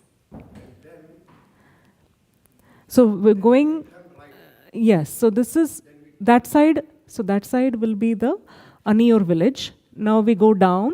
This is the Navalkund and Apsarakund are over here. Yes. And then we turn, come up. Now we are going into this area is Sutala forest, Sutala 1. And there is Manikandali cave in this region. And now we will go up north and we will go towards Surabhikund. Yeah, so Govardhan on the as we turn. So let me see if there is a picture. But I will explain. Let me just continue here. So this is Surabhikund. Surabhikund is also the most important kund for devotees because here Surabhima, the cow, she was given the role to ask for forgiveness on behalf of Indra. And we know that actually it was because when Indra realized his mistake and he went to Lord Brahma, he said, what should I do? I have done such a horrendous mistake. He realized what he had done.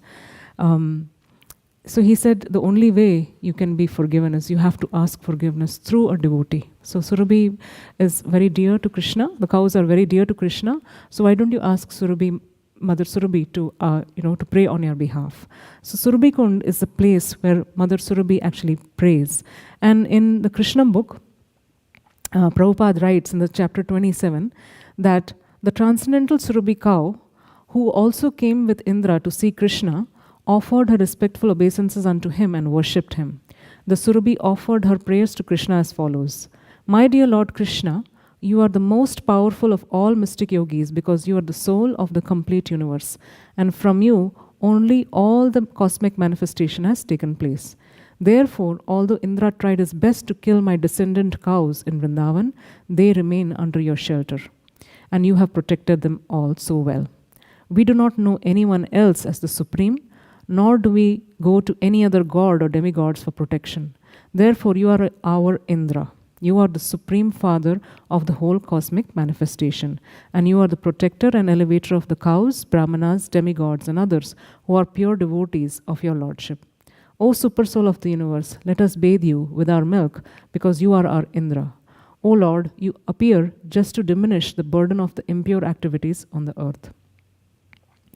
So alongside Surabhi-kund, in that region is also Indra-kund and Airavat-kund. So the elephant carrier of Indra, Airavat, he also created a small kund from which he was bathing and showering in Krishna in the coronation that happened in Govind-kund.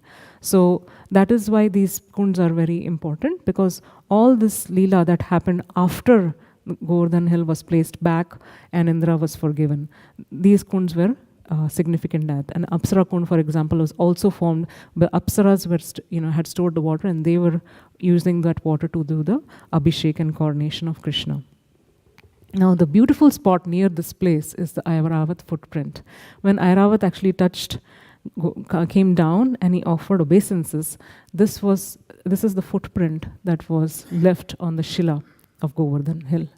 And so this is the Airavat footprint, if you see here, and this person is actually pointing out to that.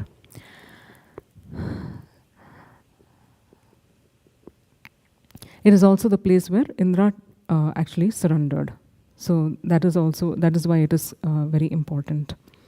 And Surabhi-kund, another significant important point about Surabhi-kund is devotees go there and they ask that all their offenses be forgiven.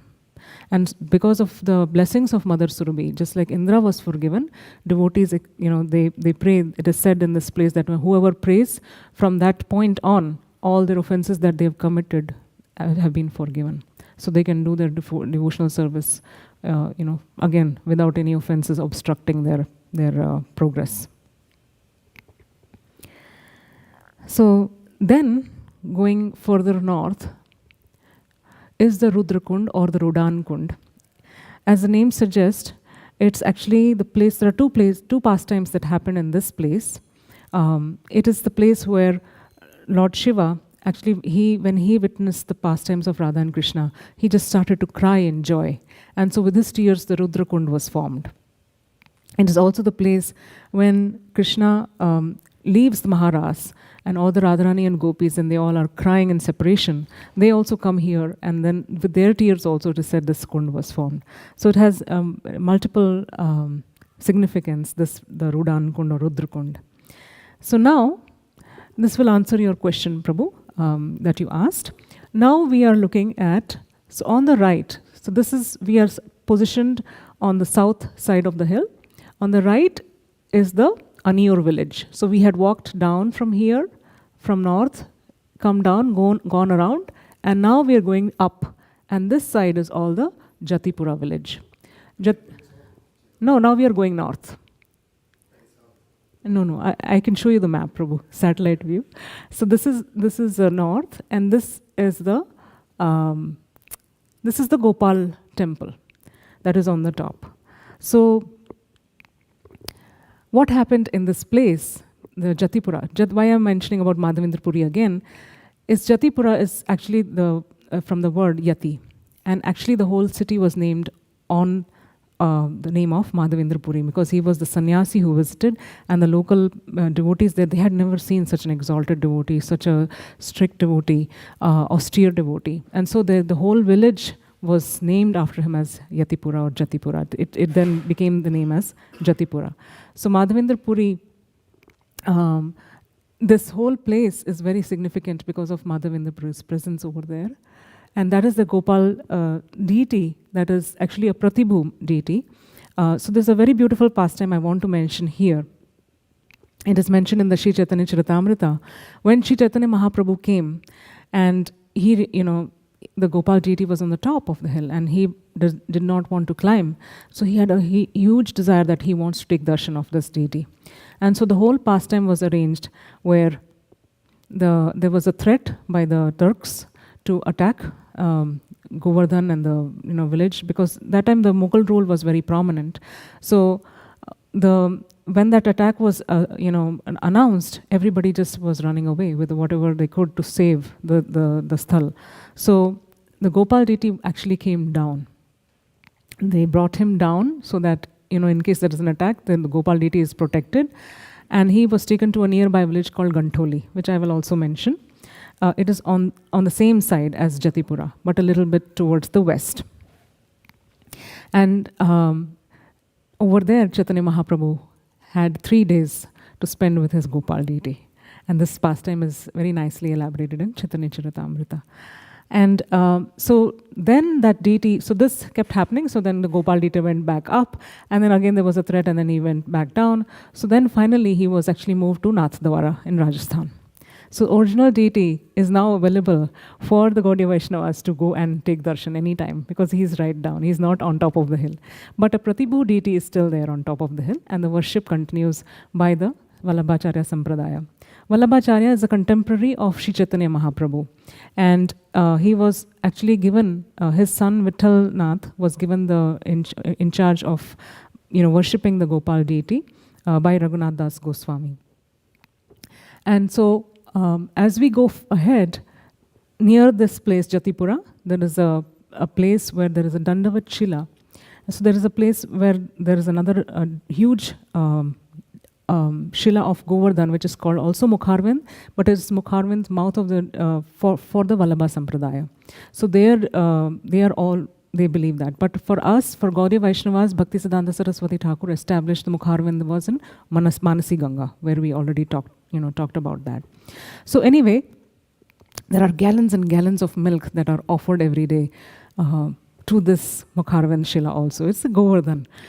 So when the pujaris of the Gopal deity go up the mountain, they are climbing on top of Govardhan, right? The question comes, how is it that they can do that, and isn't it offensive? So actually it is mentioned that this Dandavat Shila is when someone does parikrama.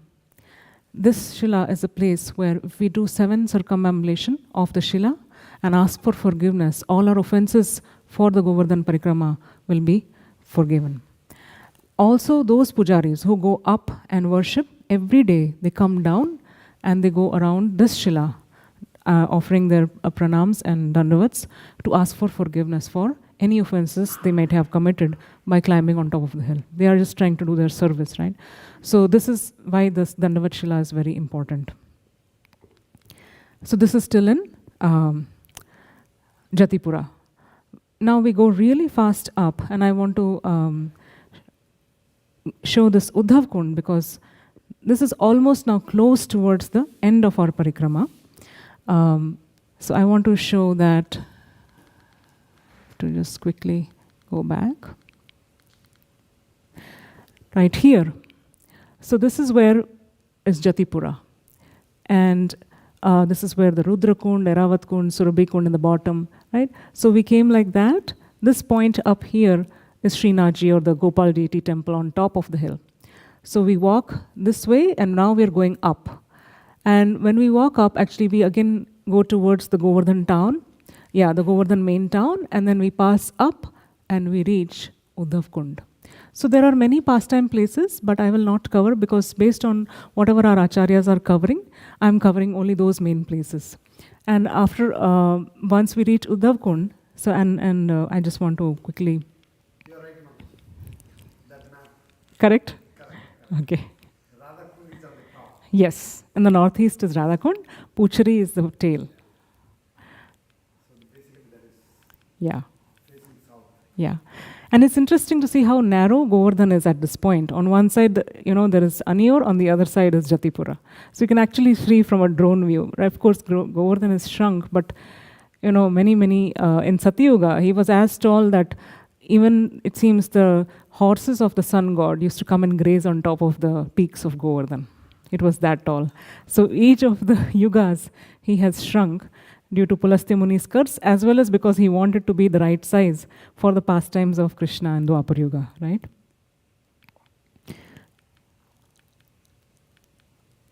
Okay, so Uddhav-kunda. So Uddhav-kunda, like I said, it's getting deeper, right? Uddhava is mentioned in the 10th canto and 11th canto. So more and more as we go deeper and as we proceed in the parikrama, it becomes more and more subtle and more difficult to understand. But, by the mercy of Acharyas, we can understand a little bit. Uddhav-kunda is formed on the parikrama marg. It's the place where Uddhava is eternally residing. Uddhava is a cousin of Krishna. He looks like Krishna, and his guru is Brihaspati, and he is an advisor of Krishna and Dwaraki Lila. So Krishna takes his counsel every time. And so Uddhava, but Krishna sends Uddhava to Vrindavan to convey the message to the Vrajavasis that, that I will come. Just don't wait, don't worry about me not coming back. I will come. So Uddhava takes a message, but actually it is more for Uddhava that Krishna sends him, because now Uddhava realizes, and there is a whole pastime we can read about how he realizes the greatness of the gopis. He realizes the greatness of Nanda Maharaj, and so the whole opulence from Dwaraka then transforms into the very intimate pastimes of Vraja. And Uddhava sees that transformation. And even though he is a devotee, suddenly he realizes, actually, I just want to be a blade of grass in Vrindavan. Because by that, maybe the gopis will trample or step on my head and I will get the dust of their feet. So he is residing in Govardhan, in this spot, in the form of grass, creepers, anything where there could be some dust particles coming on him. So that is the beauty of this kund. And it is mentioned, the beautiful pastime, that and this kund, this is the Uddhav kund, the beautiful deities of Uddhav Vihari are residing, and we can take darshan of them. There is also the deity of Uddhava on the other side. But the story is that after the disappearance of Krishna, the queens of Dwaraka were very afflicted by sorrow. They were like, we don't know when, we are not going to have association of Krishna anymore. So they were in deep sorrow. So then Vajranab, the grandson of Krishna, he came here, and with them, they performed loud Sankirtan in this spot of Govardhan. In that great Sankirtan, it is said that all the associates of Krishna, they started to appear one by one. Because Krishna he cannot hide when his names are called out by sincere devotees. So all the associates of Dwaraka, they sang and they danced, and Arjuna began to dance and play the mridanga. And then suddenly, the exalted soul Uddhava emerged from the grass and shrubs. And he also became immersed in dancing in that Mahasankirtan. How could Krishna not come there? Finally, Krishna also appeared in that Mahasankirtan Rasa, along with Radharani and the Sakhis, and then after some time disappeared again. So in this way, Uddhava pacified the queens of Dwaraka. So that is the beautiful pastime of this place. Finally, the epitome of all the places, right? I just want to mention here the verse of Rupa Goswami from Nectar of Instruction, verse 9. Vaikuntha janito vara madhupuri tatrapi rasotsavad vrindaranyamudara paniramanat tatrapi govardhana Radha-kunda mihapa gokulapate premamrita plavanat kuryadasya virajato giritate sevam vivekina. The holy place known as Mathura is spiritually superior to Vaikuntha, the transcendental world, because the Lord appeared there. Superior to Mathurapuri is the transcendental forest of Vrindavan because of Krishna's Rasalila pastimes.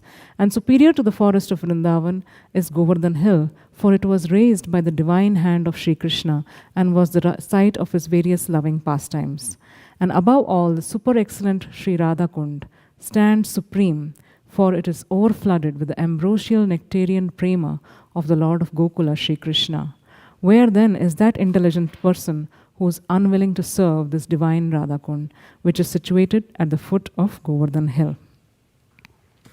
So this is a beautiful picture. The credits go to disciples of Indadu Maharaj for taking these pictures and for sharing it with the world when they go on parikrama. This is the Sangam. On that side is Shyamakund and this side is Radha-kunda, non-different than Radha and Krishna himself. And there is a beautiful, Shila inside this temple, that Govardhan Shila, who was witnessing these pastimes. So, what is Radha-kunda and Shyamakund? Just to give a brief history, many of you must have heard it, the killing of Arishtasura. So, this place was actually called Arishtagram. I remember I mentioned that there are a lot of forests and villages around Govardhan hill. So, this was actually called Arishtagram. And it is the place where Arishtasura, who was a bull demon, was killed by Krishna. And Krishna and the gopis, when they were here, gopis said, you've killed a bull. So, you've committed an offense. We are not going to talk to you or associate with you.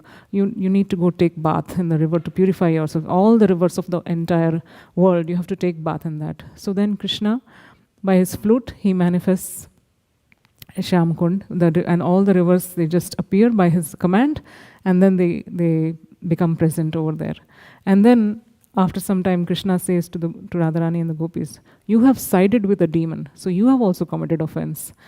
So then the pastime continues that they say, no, we will also create our own kund. And by their bangles, they try to bring waters from Manasi Ganga, digging the place, creating the kund. And then finally, Krishna doesn't want Radharani and the gopis to suffer so much physically. So then he tells the rivers, you also appear there. And so then they all become servants of Radharani. He says, please let us also get the benefit of being in your kund. And Radharani then allows finally. And so Krishna takes bath in Radha-kunda, and Radharani takes bath in Shyamakund. And like that, they have their very sweet, loving pastimes. And so this place is a bathing place of Radha and Krishna. So it's a very intimate place for their pastimes. And also, this place, when we walk in the parikrama marg, we reach, first we reach the place where we enter Radha-kunda. There is actually a temple. And the most important, of course, for us as descendants of this Acharya's Raghunath Das Goswami Samadhi, and right on the edge of Radha-kunda. And this is another beautiful view of the Radha-kunda. So this is where we enter from that temple, and then we walk like that onto the stairs. And there is a place here which I will talk about. It's called Janava Ma Baitak, and this is that Sangam place, right? Which we saw here also. There's a temple in between the two. This is a close-up view of the Sangam place from Shyamakund side, the other side. So in this picture, we can see that side is when we walk from the parikrama marg, we go around and we come here. So these are, you see devotees offering dandavats right on Shyamakund. This is the best picture. It's the drone view. So on the right is Radha-kunda, on the left is Shyamakund. No, right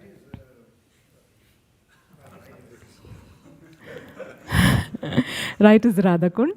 And there is a whole story. Why is the Shyamakund like that? Does anyone know? Radha-kunda is perfect square. So when Raghunath Das Goswami was actually, Chaitanya Mahaprabhu, there's a place where Chaitanya Mahaprabhu's Baitak is there, and actually the place where he said there were two only puddles in the middle of a paddy field. 500 years ago, all these places were unmanifest actually.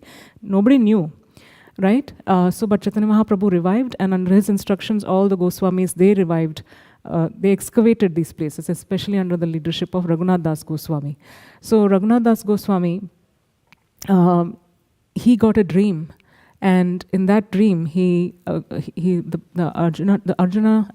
Pandava trees, the Pandavas, they all appeared, the 5 Pandavas, and they said, please don't bring these trees down. It is us. We are residing on the Shamakund.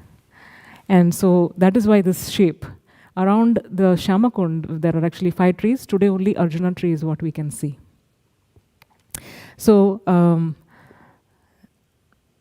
and then, so there is a lot of pastimes. There is a Jihva Mandir, the tongue of Govardhan, and this is Janva Ma Betak. So right after we come out of the Raghunath Das Goswami Samadhi and the temple there, there is Janva Ma Betak, where Janva Ma, who is the wife of Nityananda Prabhu, used to sit here and pray. So there's a beautiful place, and I want to say a very interesting pastime where there are stairs going down on the other side of this temple, which go directly into the kund, where Janava Ma used to go and take her dip in the Radha-kunda 3 times in a day. And Vaisheshika Prabhu, Sachinanda Maharaj was mentioning that they go there every Kartik, right? So they meet, and it so happened the first time when they met was actually at this place. And when Sachinanda Maharaj was coming up, after touching the Radha-kunda, and he was coming up, and Vaisheshika Prabhu was going to go down those stairs, and he said, chant, and so Vaisheshika Prabhu and Sachinanda Maharaj, they met over there for the first time in this place. So I just found it so beautiful how the mercy of this kund is for devotees.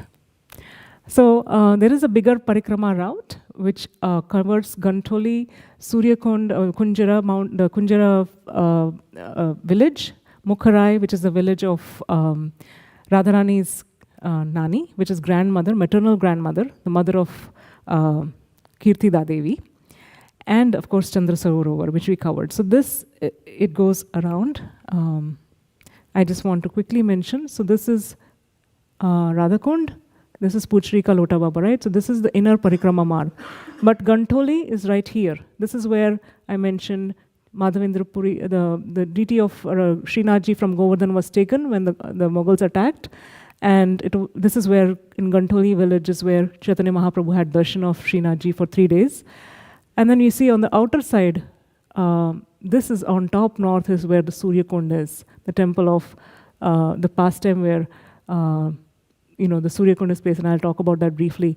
And then around here is where Mukharai is. So it's a really huge path where Sanatan Goswami used to take around Govardhan Parikrama. He wasn't doing the short one? No, he was doing the big one. Yeah. So this is the darshan of Surya Narayan Mandir in Kunjira village.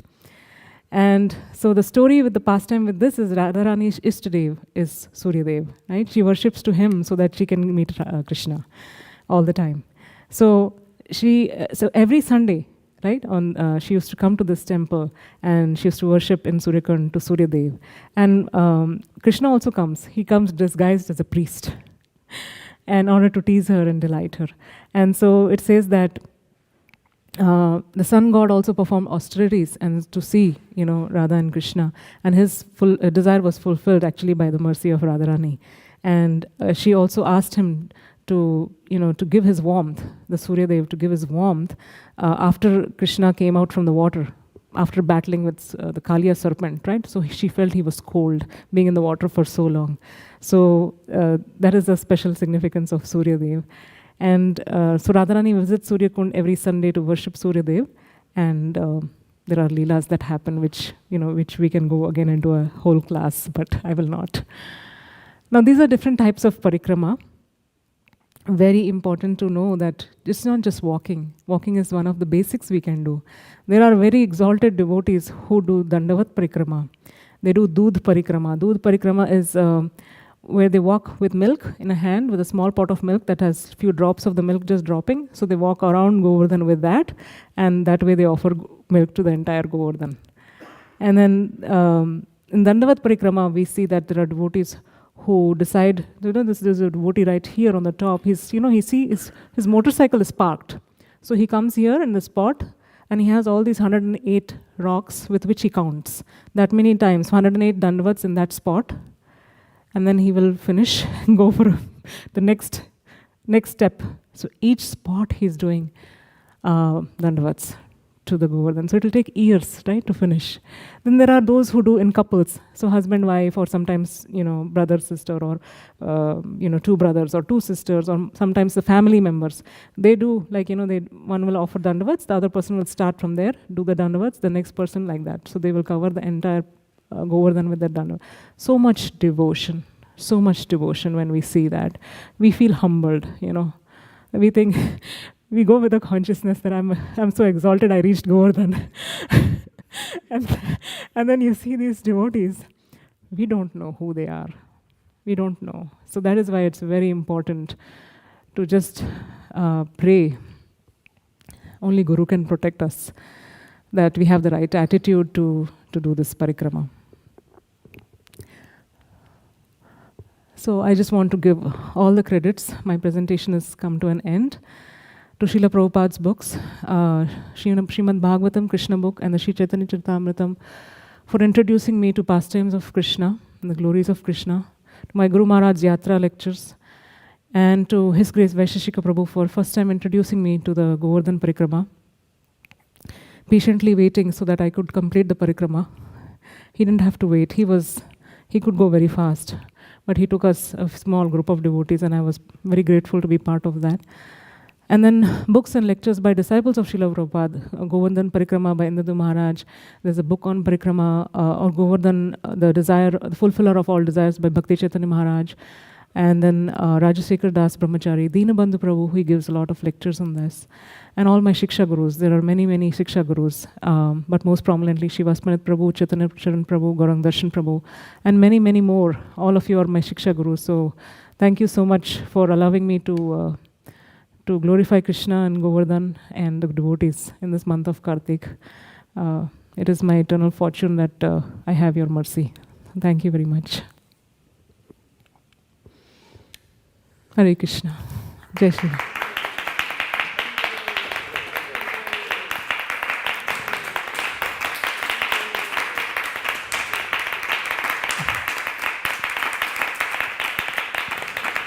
So we have only, thank you.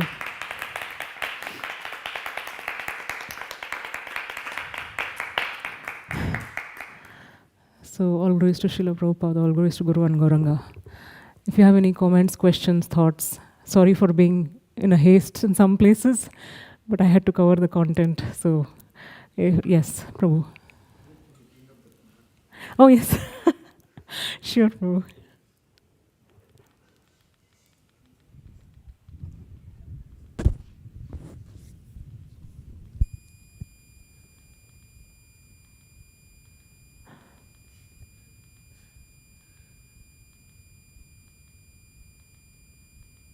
There you go, Prabhu. So actually, I just want to say, we started the parikrama here in Kusum Sarovar, and that's how devotees who are coming from Vrindavan, there is a road that comes here, and so they start from here. It's just much more convenient. And then they go around and they come back and they finish here. But actually, in the scriptures, Rupa Goswami, he mentions that we should offer obeisances here in Manasi Ganga, take blessings of Haridev, the deity of Haridev, and because that's where Lord Chaitanya Mahaprabhu also his pastimes in the Govardhan started, and then go around and then come back here. There's a road here that goes to Mathura, so those who are coming from Mathura, they come here. But actually, devotees, we follow also. Bhaktivedanta Ashram is here, so when Vaisheshika Prabhu stays here, devotees just go out, there's right Govardhan right there, and then they start, and then they go and complete and come back here. So anywhere we start and we complete at that point, it is Govardhan Parikrama. Yeah. So you have a question, Prabhu? Sorry. Please, Prabhu, on the mic, because online devotees. By the blessings of Vaishnavas and my Guru Maharaj, I just went to Chandra Sarovar this time. You went, yes. So Chandra Sarovar is the place where Surdas Samadhi is there. And there is a beautiful lake is also there, well maintained. And Surdas composed around 100,000 verses glorifying Krishna. Yeah. And he said, it is said that he wanted to compose 150,000. So because he couldn't complete the whole work, then Krishna came and finished the remaining. Yeah. And then whatever Surdas composed, it's like just Sur. Yeah. At the end, it's who composed it, the other is Sur. But for the remaining 50,000 verses, the author is Sur Shyam.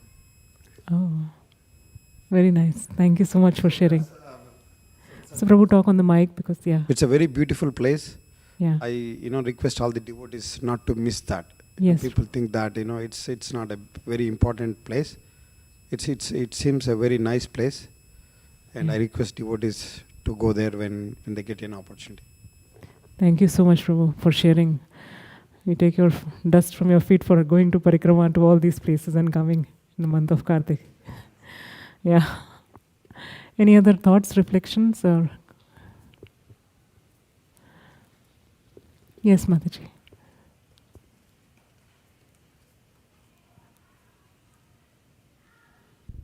I just have a comment. It was really nice going through this because I think when we were doing the Govardhan parikrama after Diwali, I was really thinking like, how does it really look like?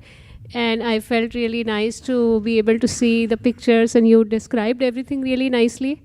I felt like you should create a audio-video guide for devotees who want to go to actually do the Govardhan parikrama, so that they can understand the importance of those little places and what transcendental vibes they bring. Sure, Mataji. If Krishna desires and if Guru Maharaj, is pleased, I will attempt to do that someday. Yes. Hare Krishna Mataji, thank you for taking us through Govardhan in this auspicious month of Kartik. I have a question regarding the pastime you mentioned in Radha-kunda, that all the queens of Dwarka, they were feeling separation and they did kirtan along with Arjuna. Yeah. So as far as I remember, when Arjuna was trying to bring them from Dwarka, he was attacked by the cowherd boys and they all kidnapped, or they took away all the queens. So it's a good point, Prabhu. I just picked it up from one of the books that I'm referring. I don't know the source of exactly where, but what my understanding is, Acharyas have written so many books about each of the Lila places. Like I mentioned about Dhanyavartan Kund, there are 3 books actually, by one by Raghunath Das Goswami, one by Vishwanath Chakravarti, one by one more devotee, I forget. And then there is Bhakti Ratnakar, where it is all about Raghav Pandit taking, Srinivasacharya and Narottam Das Thakur on the parikrama around Govardhan under the instruction of Jiva Goswami. So lot of these Acharyas' works, as we get the time, first let's finish Prabhupada's books, but as we get the time, eventually we should read and then these pastimes are there. So I'm believing that all our Guru Vargas and Srila Prabhupada disciples, they have done the research for us and put it all in these books. Based on that, I'm just quoting whatever is there. So I don't know the source of that pastime, but I just was so touched with that pastime, that how the queens of Dwarka were pacified. Yes, so it does go, more layers of the pastimes are revealed by the Acharyas. Thank you, Mataji. Thank you. Hare Krishna Mataji, thank you for being so detailed in explaining the parikrama marg. Yes. So all these pastimes which you mentioned, they lie on inner parikrama. Yes. So for me, it makes sense to go on inner parikrama. Yeah. Then why do outer parikrama exist? Because pastimes are ever expanding. There are so many pastimes. The whole process of bhakti is shravanam. The more we hear, the more our lust, ego, anger, false, pride, all that will get purified. So these different leelas thalis are actually all expansion of the leelas that happen in the spiritual world. And so that is why it is significant to know more about them. The outer parikrama marg is only, we cannot do it physically. It is tempting to just do inner parikrama marg because it is faster. But those who really want to relish, go deeper, to know more about the different pastimes where Krishna, pastimes of Krishna and Radha happened, and Chaitanya Mahaprabhu. Acharyas, by their footsteps, like he was mentioning, Prabhu was mentioning how Indu Maharaj, he takes his, yatra devotees to Chandra Sarovar. Nobody knew about Chandra Sarovar. It was there in these books, but nobody really, in our times, I had also not heard about it until I read his Parikrama book. But the more we appreciate, it is more Krishna Katha. So it just is an expansion of Krishna and Radha, and their mercy just comes by reading about them, simply hearing. So there was some, recently I heard one devotee mentioning that it is mentioned that when we chant, we can make offenses, right? We know that. But when we hear, we're just hearing. So actually hearing is easy. Actually, I think Shubha Vilas Prabhu was mentioning in his lecture that hearing is, you just have to hear. And that is the process. Then everything else comes. So that is why we try to hear about these places. Does that mean like there are many pastimes in the outer parikrama also, like as populated as inner parikrama is? Yes, there are many pastimes. Many. Okay. Yes. Okay. Prabhuji, mic. I just remember something from the yatra this time. In Chandra Sarovar, I think there was a Rasa Lila also. Yes. So there is a Rasa Lila happens. Actually, I covered it in the previous, in my previous class. Chandra Sarovar, so this is the place. So this is what you're saying. It's an octagonal shaped kund right here. So it's a little far east side of Govardhan. And it's a place of Vallabhacharya Baitak. And it's the Rasa Lila that happened where actually Krishna, when Balaram, normally he doesn't see all, when Krishna goes for his pastimes in Rasa Lila. But this particular time he was looking for his brother. And he climbed on top of Govardhan mountain, right around here. This is Govardhan mountain, to search for Krishna. And then it so happened that he was also bending, so he should not be seen, and he was crouching. And then he saw from far in Chandra Sarovar, the Raslila happening, where he saw actually all the gopis were Radharani, and all the gopas are Krishna. So Krishna and Radha expanded themselves as Radha Krishna, like that, and they were doing the Raslila. And in ecstasy, his mukut fell. So there is actually a Balram mukut shila right here, where his mukut fell, and there is an impression. So one might wonder why there are impressions on the Govardhan Parvat. Because actually Govardhan just melts. When Krishna puts sometimes at feet out of ecstasy and make it soft. Like that there are spots, there are different places where we can see these impressions. Or even today, there are so many things which we cannot see. Most of the things we cannot see actually. But some things which we see, so that is right, Prabhu. Chandra Sarovar is that significance of that pastime. Yeah. And then most of the Vallabhacharyas followers. Yes. Most of the Vallabhacharya's followers, they, from what I heard, just like we were Radha-kunda. This is their Radha-kunda. Topmost. Yes. Holy place. Yeah. I think they consider Chandra Sarovar as their holy place. Yeah. Yes, Prabhu. So there's a lot of details. Chandra Sarovar's the tears of Chandra, when he shone the entire night of Brahma, when the Ras Leela was happening, and by his tears the Chandra Sarovars were formed. So yeah, I will stop here because I'm so sorry. I think we have a presentation by Kishora youth. But yes, thank you so much for giving me this honor, and also for bearing with me and all my deficiencies. I'm very grateful that the Acharyas are giving us this opportunity, and please forgive me for any offenses committed on this virtual parikrama.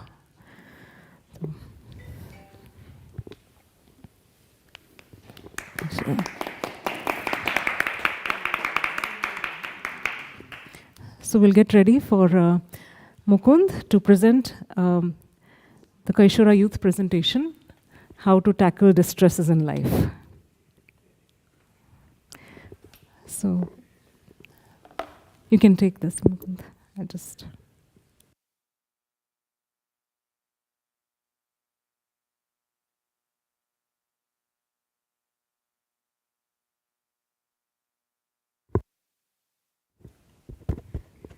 Hare Krishna. Okay.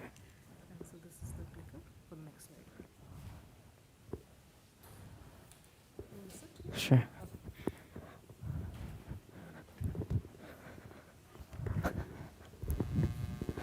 Hare Krishna, everybody. Hare Krishna, everybody. My name is Mukund, and today I'm going to talk about how to tackle distresses in life. Have you ever been in distress and didn't know how to deal with it? Distress is a common thing among everybody, and it's important to resolve because it will generally make your life easier. And if you don't resolve it, it might lead to something bad happening to you. Here are 3 stories about distress that happened with Krishna and the Vrajavasis. So in the first story, one time Krishna was drinking milk from Mother Yashoda, and Mother Yashoda had to urgently put Krishna down to turn off the stove. But because Krishna was enjoying the milk so much, it was in complete bliss, he got enraged when Mother Yashoda put him down like an object and decided to get revenge on Mother Yashoda. So Krishna then took some stones, started throwing it at the pots of butter, and when the stone hit the pots, butter started flowing everywhere and made a huge mess. When Mother Yashoda found out about this, she decided she needs to discipline Krishna and tied him to a wooden grinding mortar with some ropes. Krishna then figured out a way to walk with the wooden grinding mortar and walked all the way to 2 trees and got the mortar stuck in the tree. Because the mortar was stuck, Krishna started tugging really hard to get the mortar unstuck, but what happened is the 2 trees fell on Krishna. Now when the Vrajavasis heard the really loud noise, they got scared for Krishna and they came to check what happened to Krishna. Luckily, Krishna was completely okay and he was unharmed, but it could have ended badly as Krishna could have gotten hurt. Now the second story is about a demon who tricked all the Vrajavasis and disguised herself as someone else. One time, Putana came to Gokul disguised as a celestial being and told Nanda Maharaj and Mother Yashoda that her milk is very blessed and will make Krishna very powerful.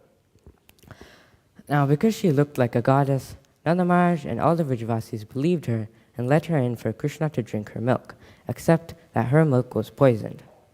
Now Krishna, knowing this, along with the milk, sucked the life out of Putana, and while Putana was in great pain, Krishna was enjoying the moment and playing around like a baby.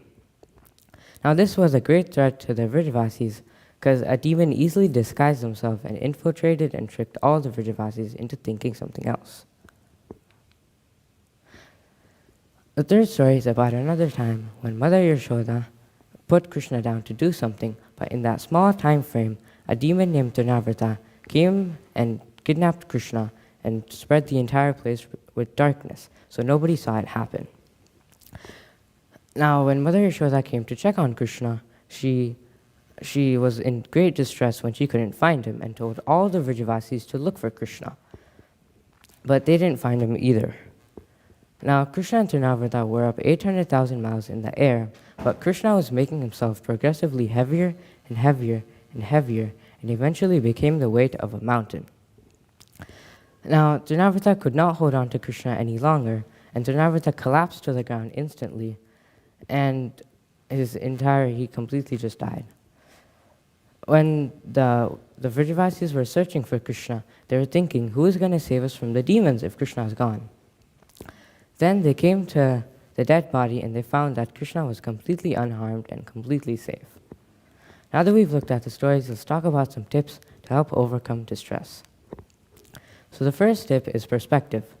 When we're absorbed in Krishna consciousness, the material problems that are big will seem really small. Rather, when we're absorbed in the material world, the same small problems will seem really big. The second tip is identity. When we're chasing material identities like a doctor, a manager, or a clerk, we forget that these identities are temporary, and in the next birth we will be someone completely different. Instead, we should remember our original identities as a servant and lover of Krishna. And when we start to think this way, our problems that are attached to these material identities have less of an impact on you. The third tip is consciousness. We should read scriptures like the Bhagavad Gita and the Bhagavatam because they remind us of our original identities as the servant of Krishna. And the fourth and final tip is your attitude. When we're talking about Krishna, we should do it in a mood where we actually absorb and understand the knowledge instead of just listening to it one ear through the other. Hopefully these tips will lead to your distress be gone, and whenever you're in distress, you should just completely absorb yourself in Krishna consciousness and forget about the material world. Thank you for listening, and Hare Krishna.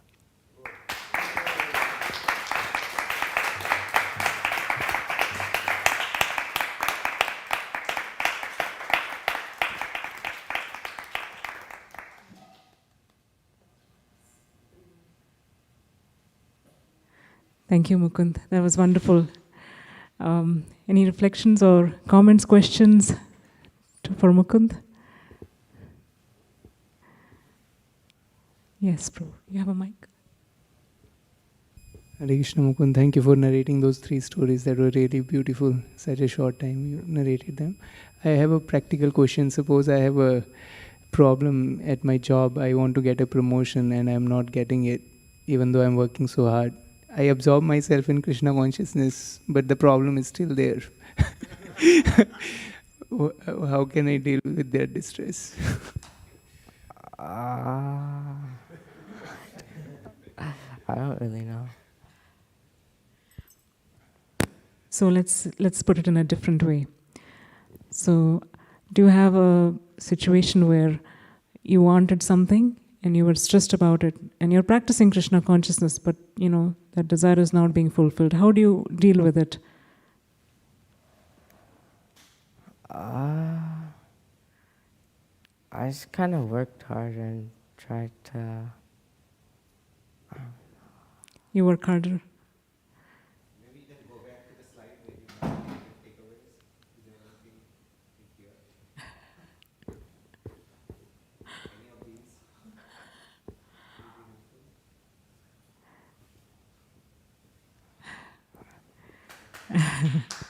That's fine. It's a tough question, right? We all are. Does anyone have any? Yes, Prabhu. Yes, of course, Prabhu. Prabhu, I'll just give you a mic. Hold on. I'll just give. Prabhu's question is that he wants to get a promotion in his job, and he's trying to practice Krishna consciousness. What should he do? He still didn't get a promotion.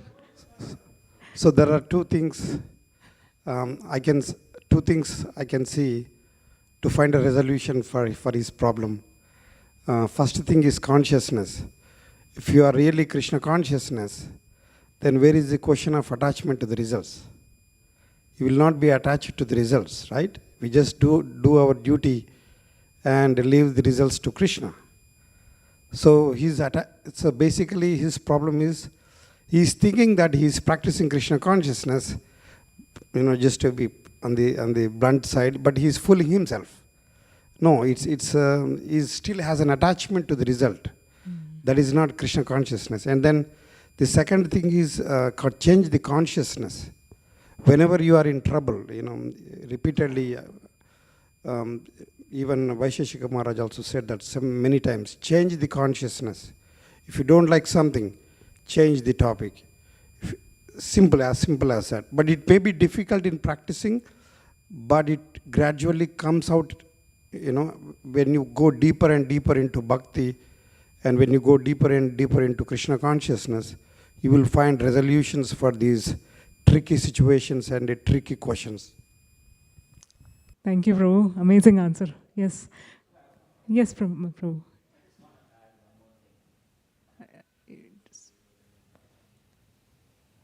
Press and hold, yeah. Hari Bol. But Prabhu, there's one more angle to it. Maybe Krishna doesn't want you to get promoted, because once you become a VP or a CEO, you have no time for, So who knows? There is a positive side to it. Thank you, Prabhu. I think we'll just stop there. Thank you so much, Mukund. Again, a big round of applause for your effort. Mataji, I just wanted to thank you. Many times life is very challenging and we ask ourselves, why me? Why here? Why now? I just got a little better in my consciousness. I just took one more step and I'm sliding down again. And it's very frustrating in Krishna consciousness because we don't see the bigger picture. Krishna's weaving a design and I'm the needle. I don't see the picture. But I really liked how you said, in this lifetime. And I will carry that with me when I go. Next time I have a challenge, I'll remind myself, in this lifetime it's like this. Who knows how many lifetimes it was something else. So every lifetime is a challenge. So it makes it easier to accept. Thank you so much. Jai. Thank you so much for that encouragement. So with that, we'll thank you so much, Mukund. A very nice presentation. And we'll just go to the next part of the program, which is Guru Puja. So we'll request all the devotees to put the mats away and get ready for the Guru Puja.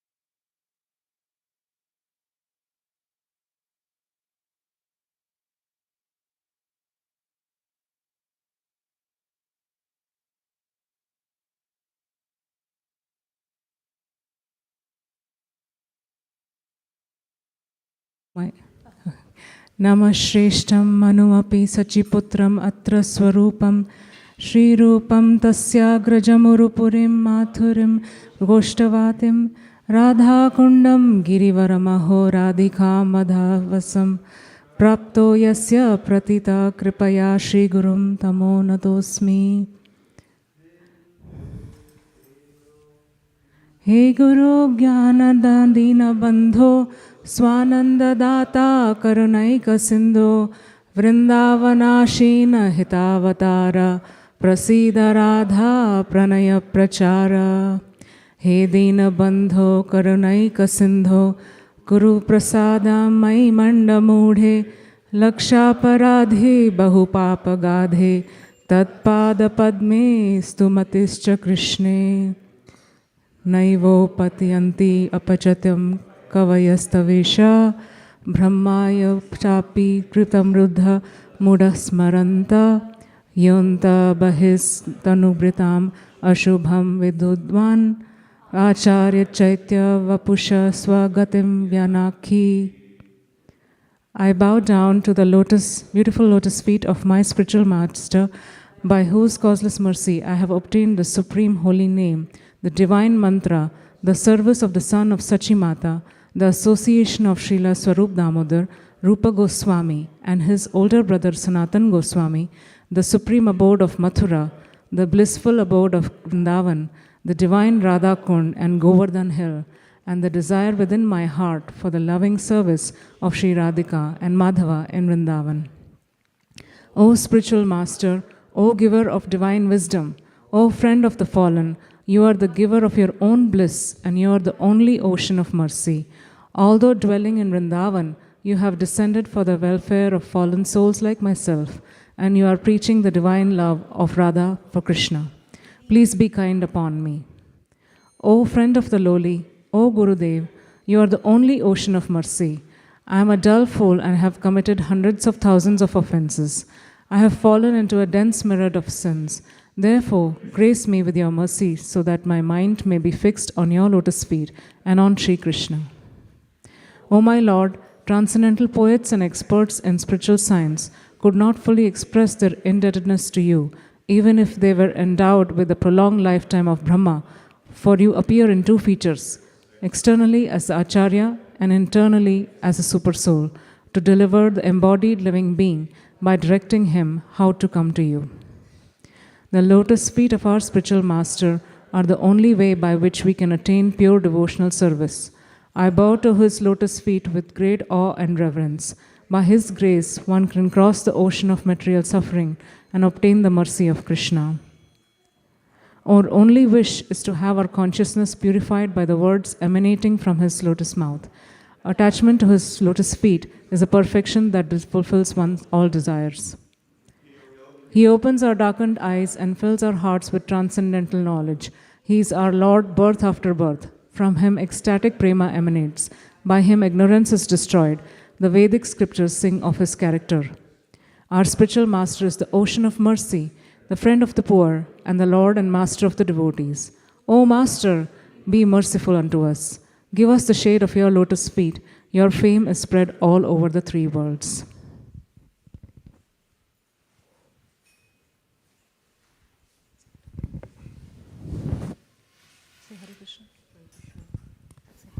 Hare Krishna, okay.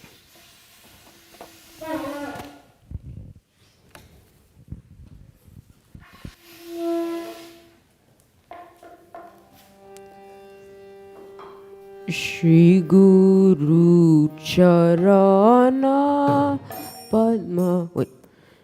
Shri Guru Charana Padma Kevala Bhakati Sadma.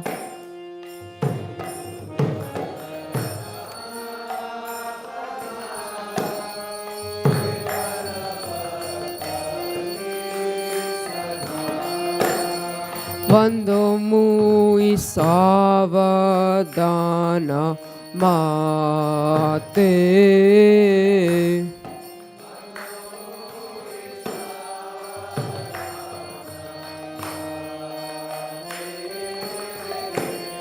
Vando mui savadana mate.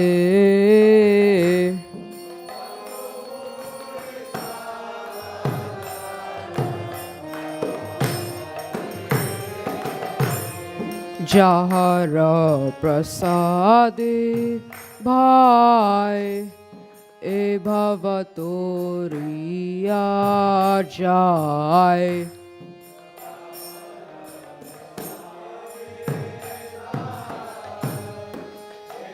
The slide. Krishna prapti hoy jaha hoy te.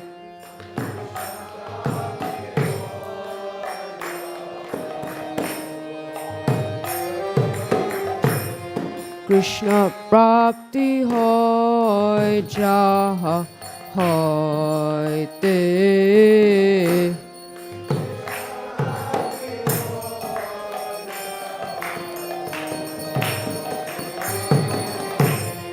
Guru Mukha Padma Vakya Chittate Koriya Kya.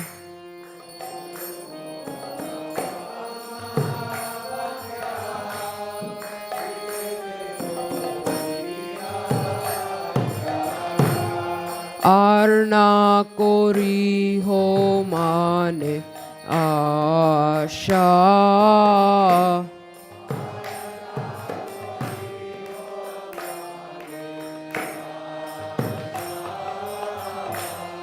Arna kori ho mane asha.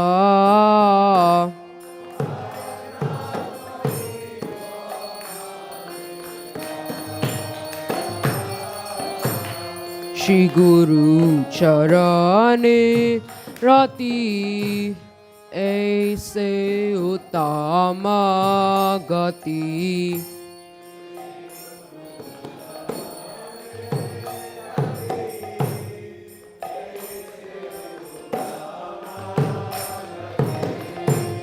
Ye prasade pure sarva asha.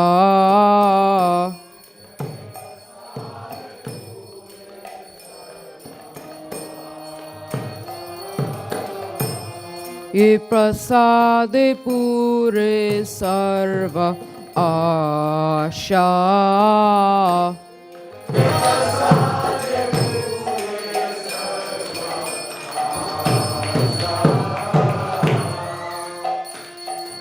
Chakudan dilo je janme janme prabhu se.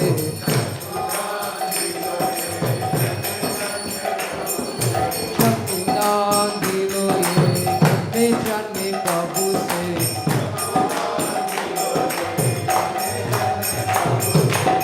Divya gyan rite prakashito.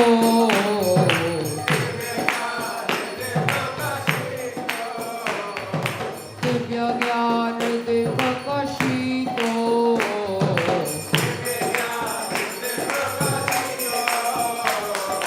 Prema bhakti chamavate avidya vinashaya.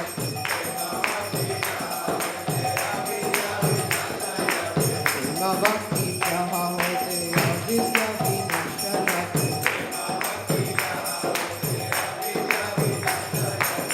Vedigaya jahara charito.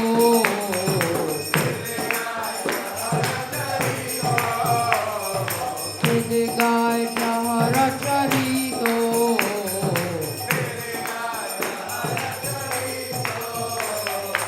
Mahaprabhu Guru Karuna Sindhu Adama Janara Bandhu. Guru Karuna Sindhu Adama Janara Bandhu.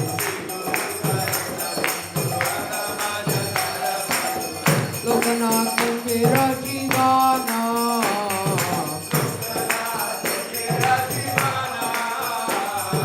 Lokanath Mera Jivana.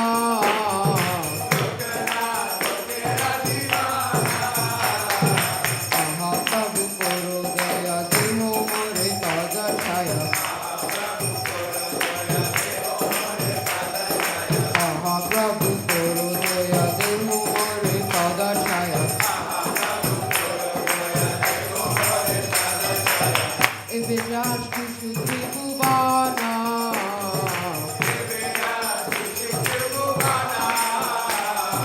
If it judge to Shri Bhuvana.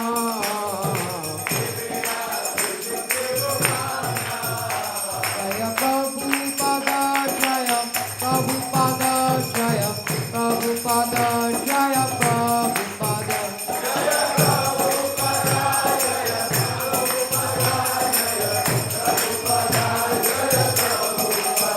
Jaya Guru Deva Jaya Guru Deva Jaya Guru Deva Jaya Guru Deva.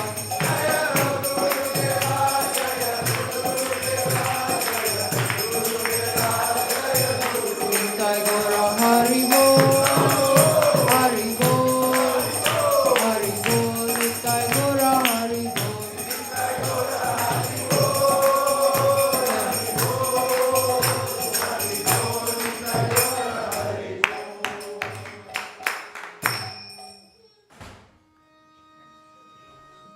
Namo Vishnu Padaya Namo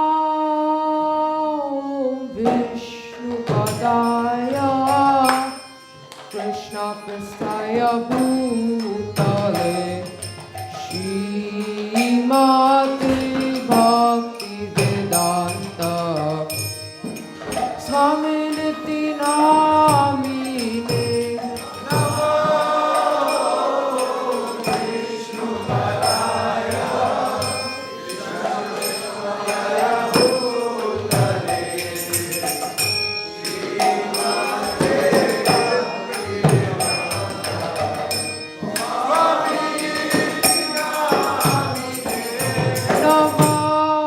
Namaste Saraswati Devi Gauravani Pracharine Nirvishesha Shunyavadi Paschatya Deshatarine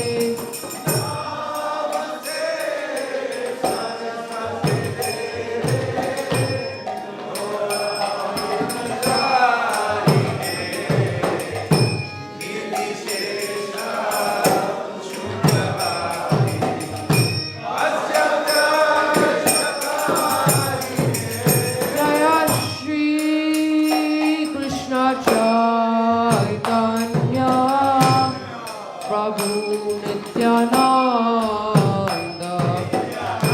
Shri Advaita Gadadara Shivasadi Gaur Bhakta Vrinda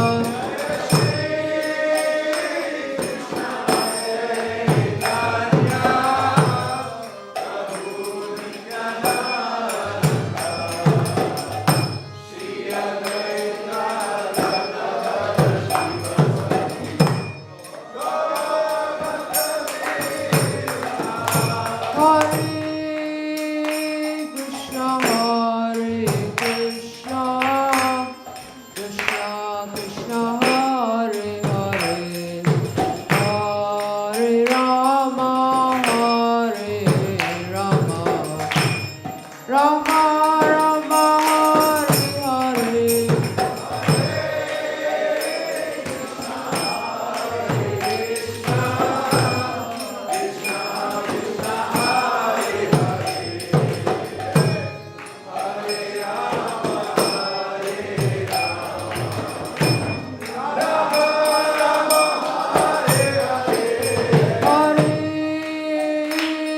Hare Krishna, Krishna Krishna, Hare Hare, Hare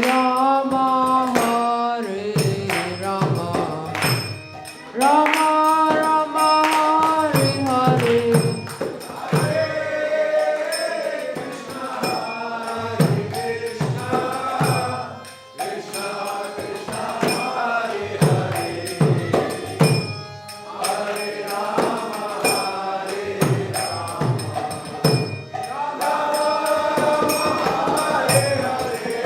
Hare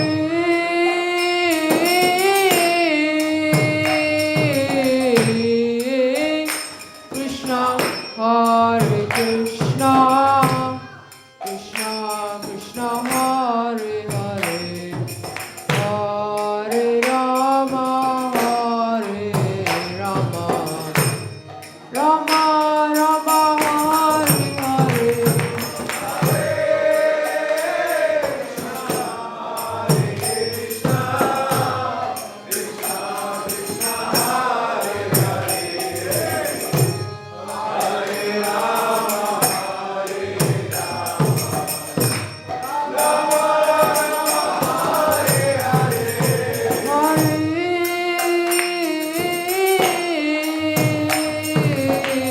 Hare Krishna, Hare Krishna, Krishna Krishna, Hare Hare, Hare Rama,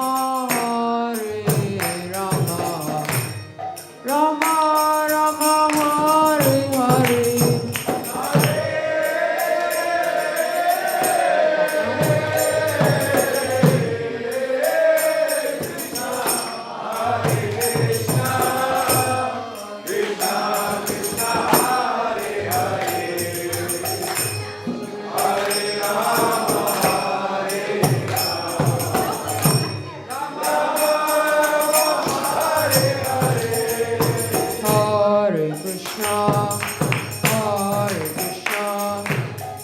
Krishna Krishna Hare Hare Hare Rama Hare Rama Rama Rama Hare Hare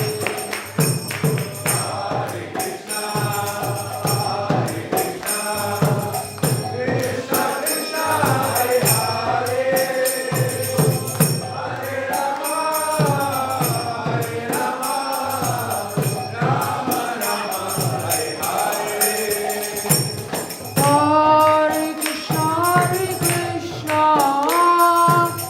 Krishna Krishna, Hare Hare, Hare Rama, Hare Rama, Rama Rama, Hare Hare.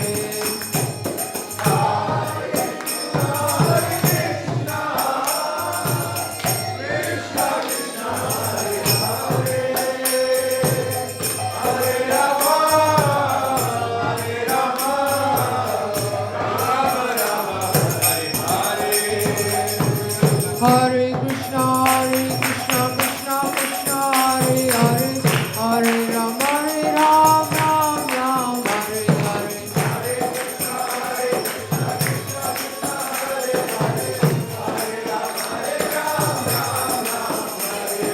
Hare Krishna, Krishna Krishna, Hare Hare, Hare Rama, Ram Ram, Hare Hare.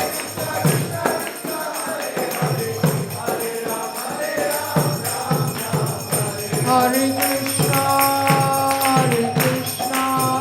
Krishna Krishna, Hare Hare, Hare Rama, Rama Rama, Hare Hare.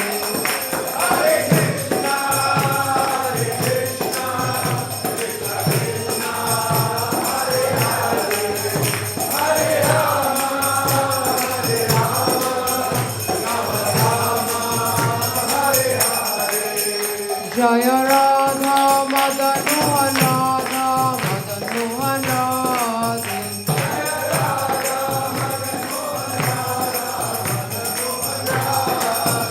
Jaya Prabhupada Jaya Prabhupada Jaya Prabhupada Jaya Prabhupada.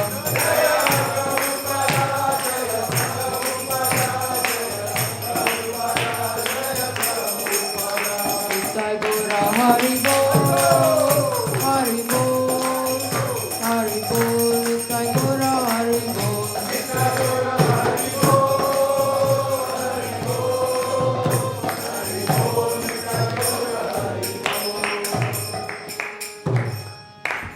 Now Vaishnavi will sing the Damodarashtakam. Those who want to also offer lamps can do so.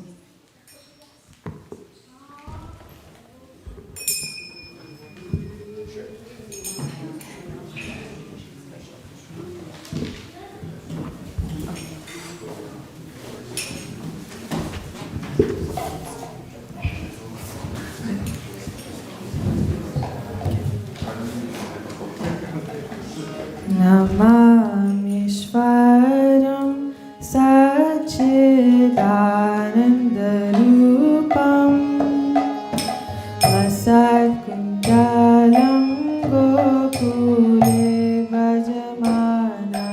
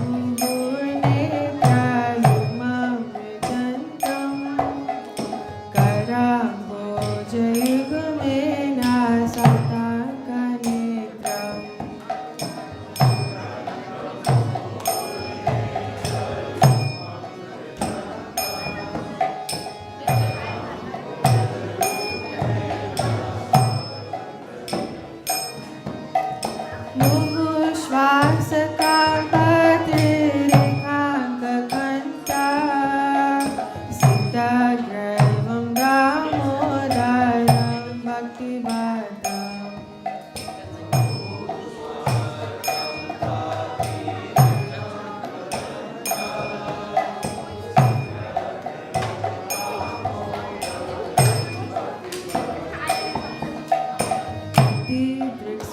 Lila Viranandakunde Swagosha Vimajanta Makhyapayantam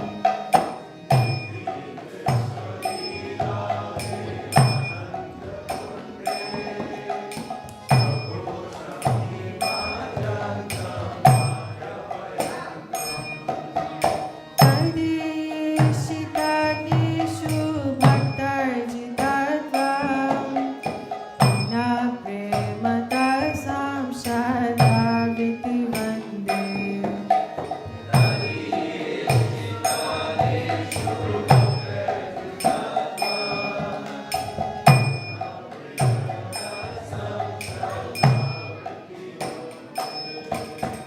Varam Deva Moksham Namokshavadimva Nachanyam Viniham Vadishadapiha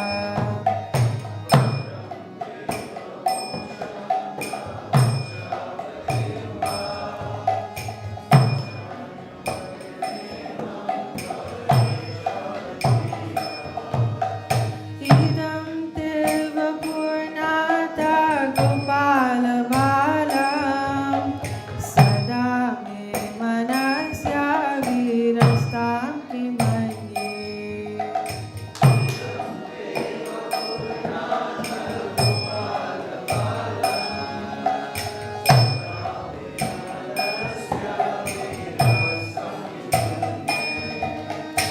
Idam Te Mukhamboja Madhyantanile Vidam Kuntalais Nektaraktais Chagopya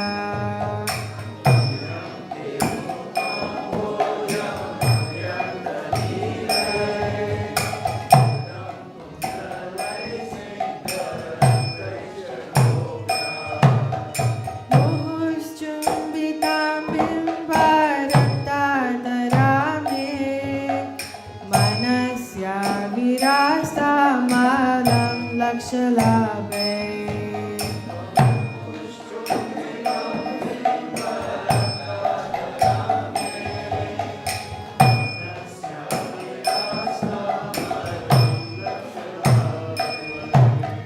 Namo Deva Damodarananta Vishnu Vasida Prabhu Dukha Jalavimagnam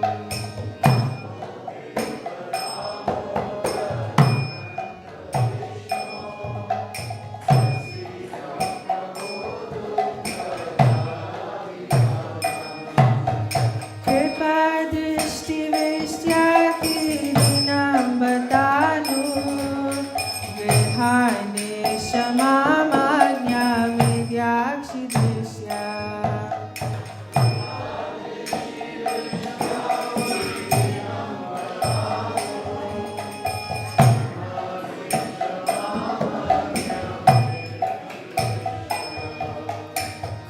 Kuberatmajo Badamukhe Vayadvar Vayamuchito Bhakti Vajo Kritocha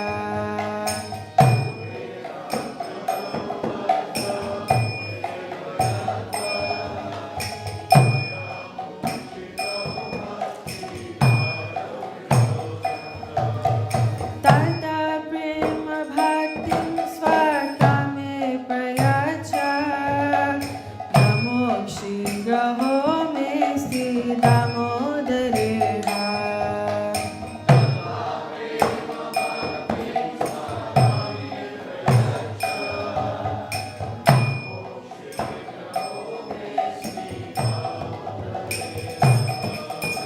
Namaste Studami Sturiditi Dami Vadiyodarayata Vishwasya Dami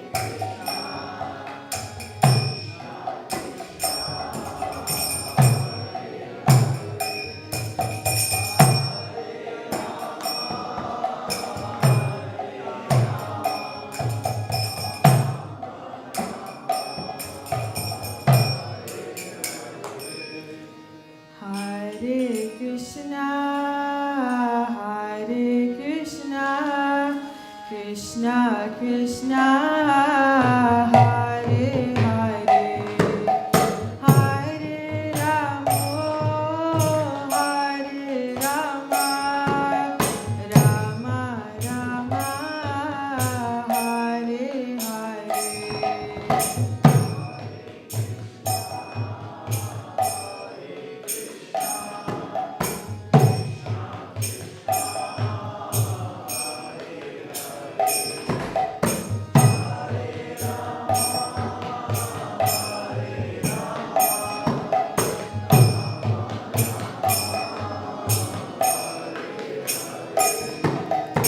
Hare Krishna, Hare Krishna, Krishna Krishna, Hare Hare, Hare Rama, Hare Rama, Rama Rama, Hare Hare.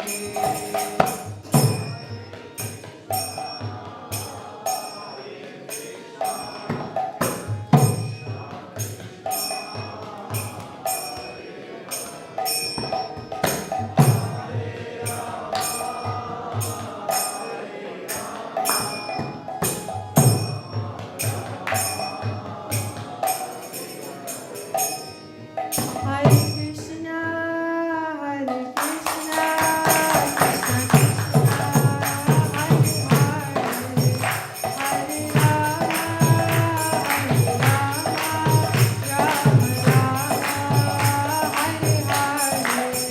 Krishna, Hare Hare, Hare Rama, Hare Rama, Rama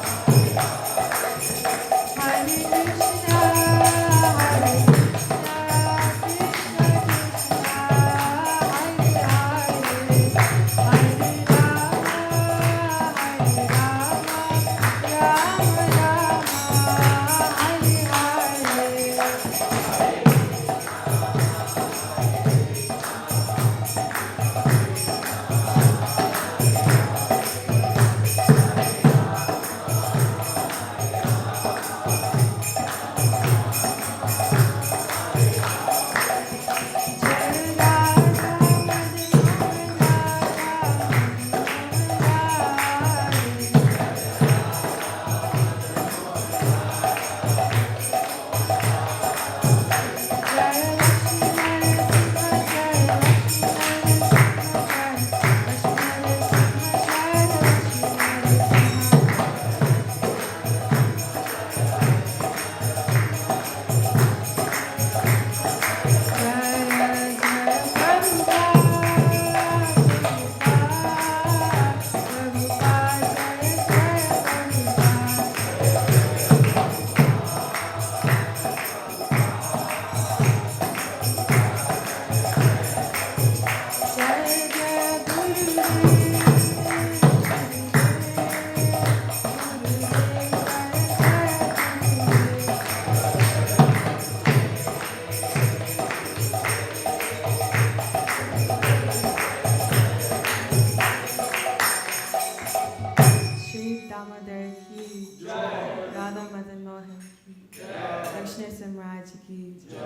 Radha Maharaj ki jai, Shri Prabhupada ki jai, Guru Devi ki jai, Hari Hari Bol.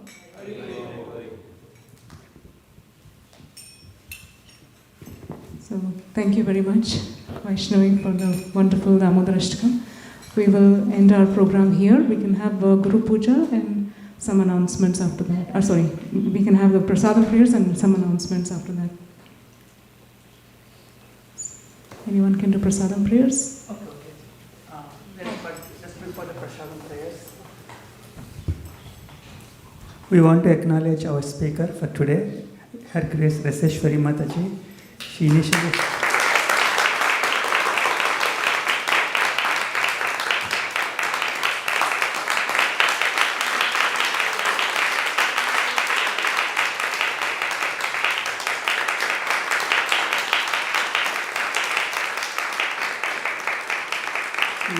started with japa class, and then she did part 2 of Govardhan parikrama series.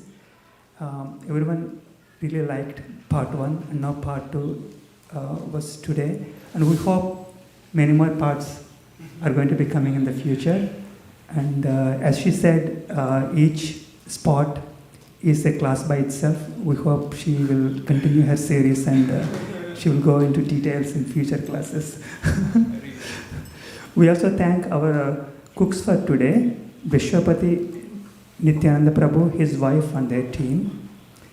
And we also thank our broadcast person for today, Her Grace Krishangi Mataji.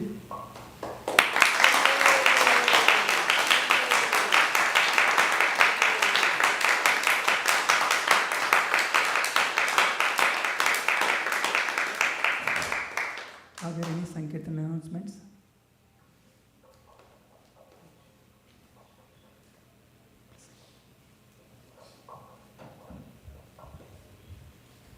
Hare Krishna, dear devotees.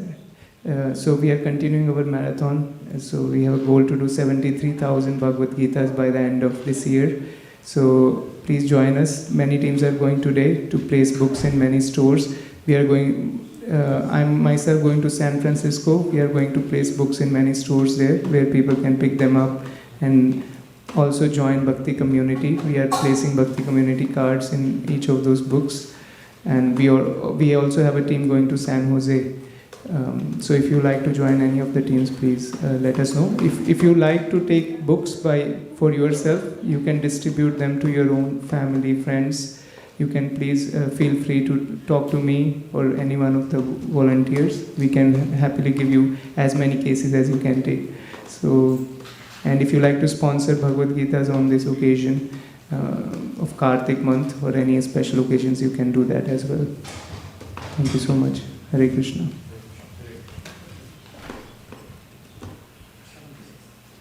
Sharira Vidyaja Jodendriya Tahika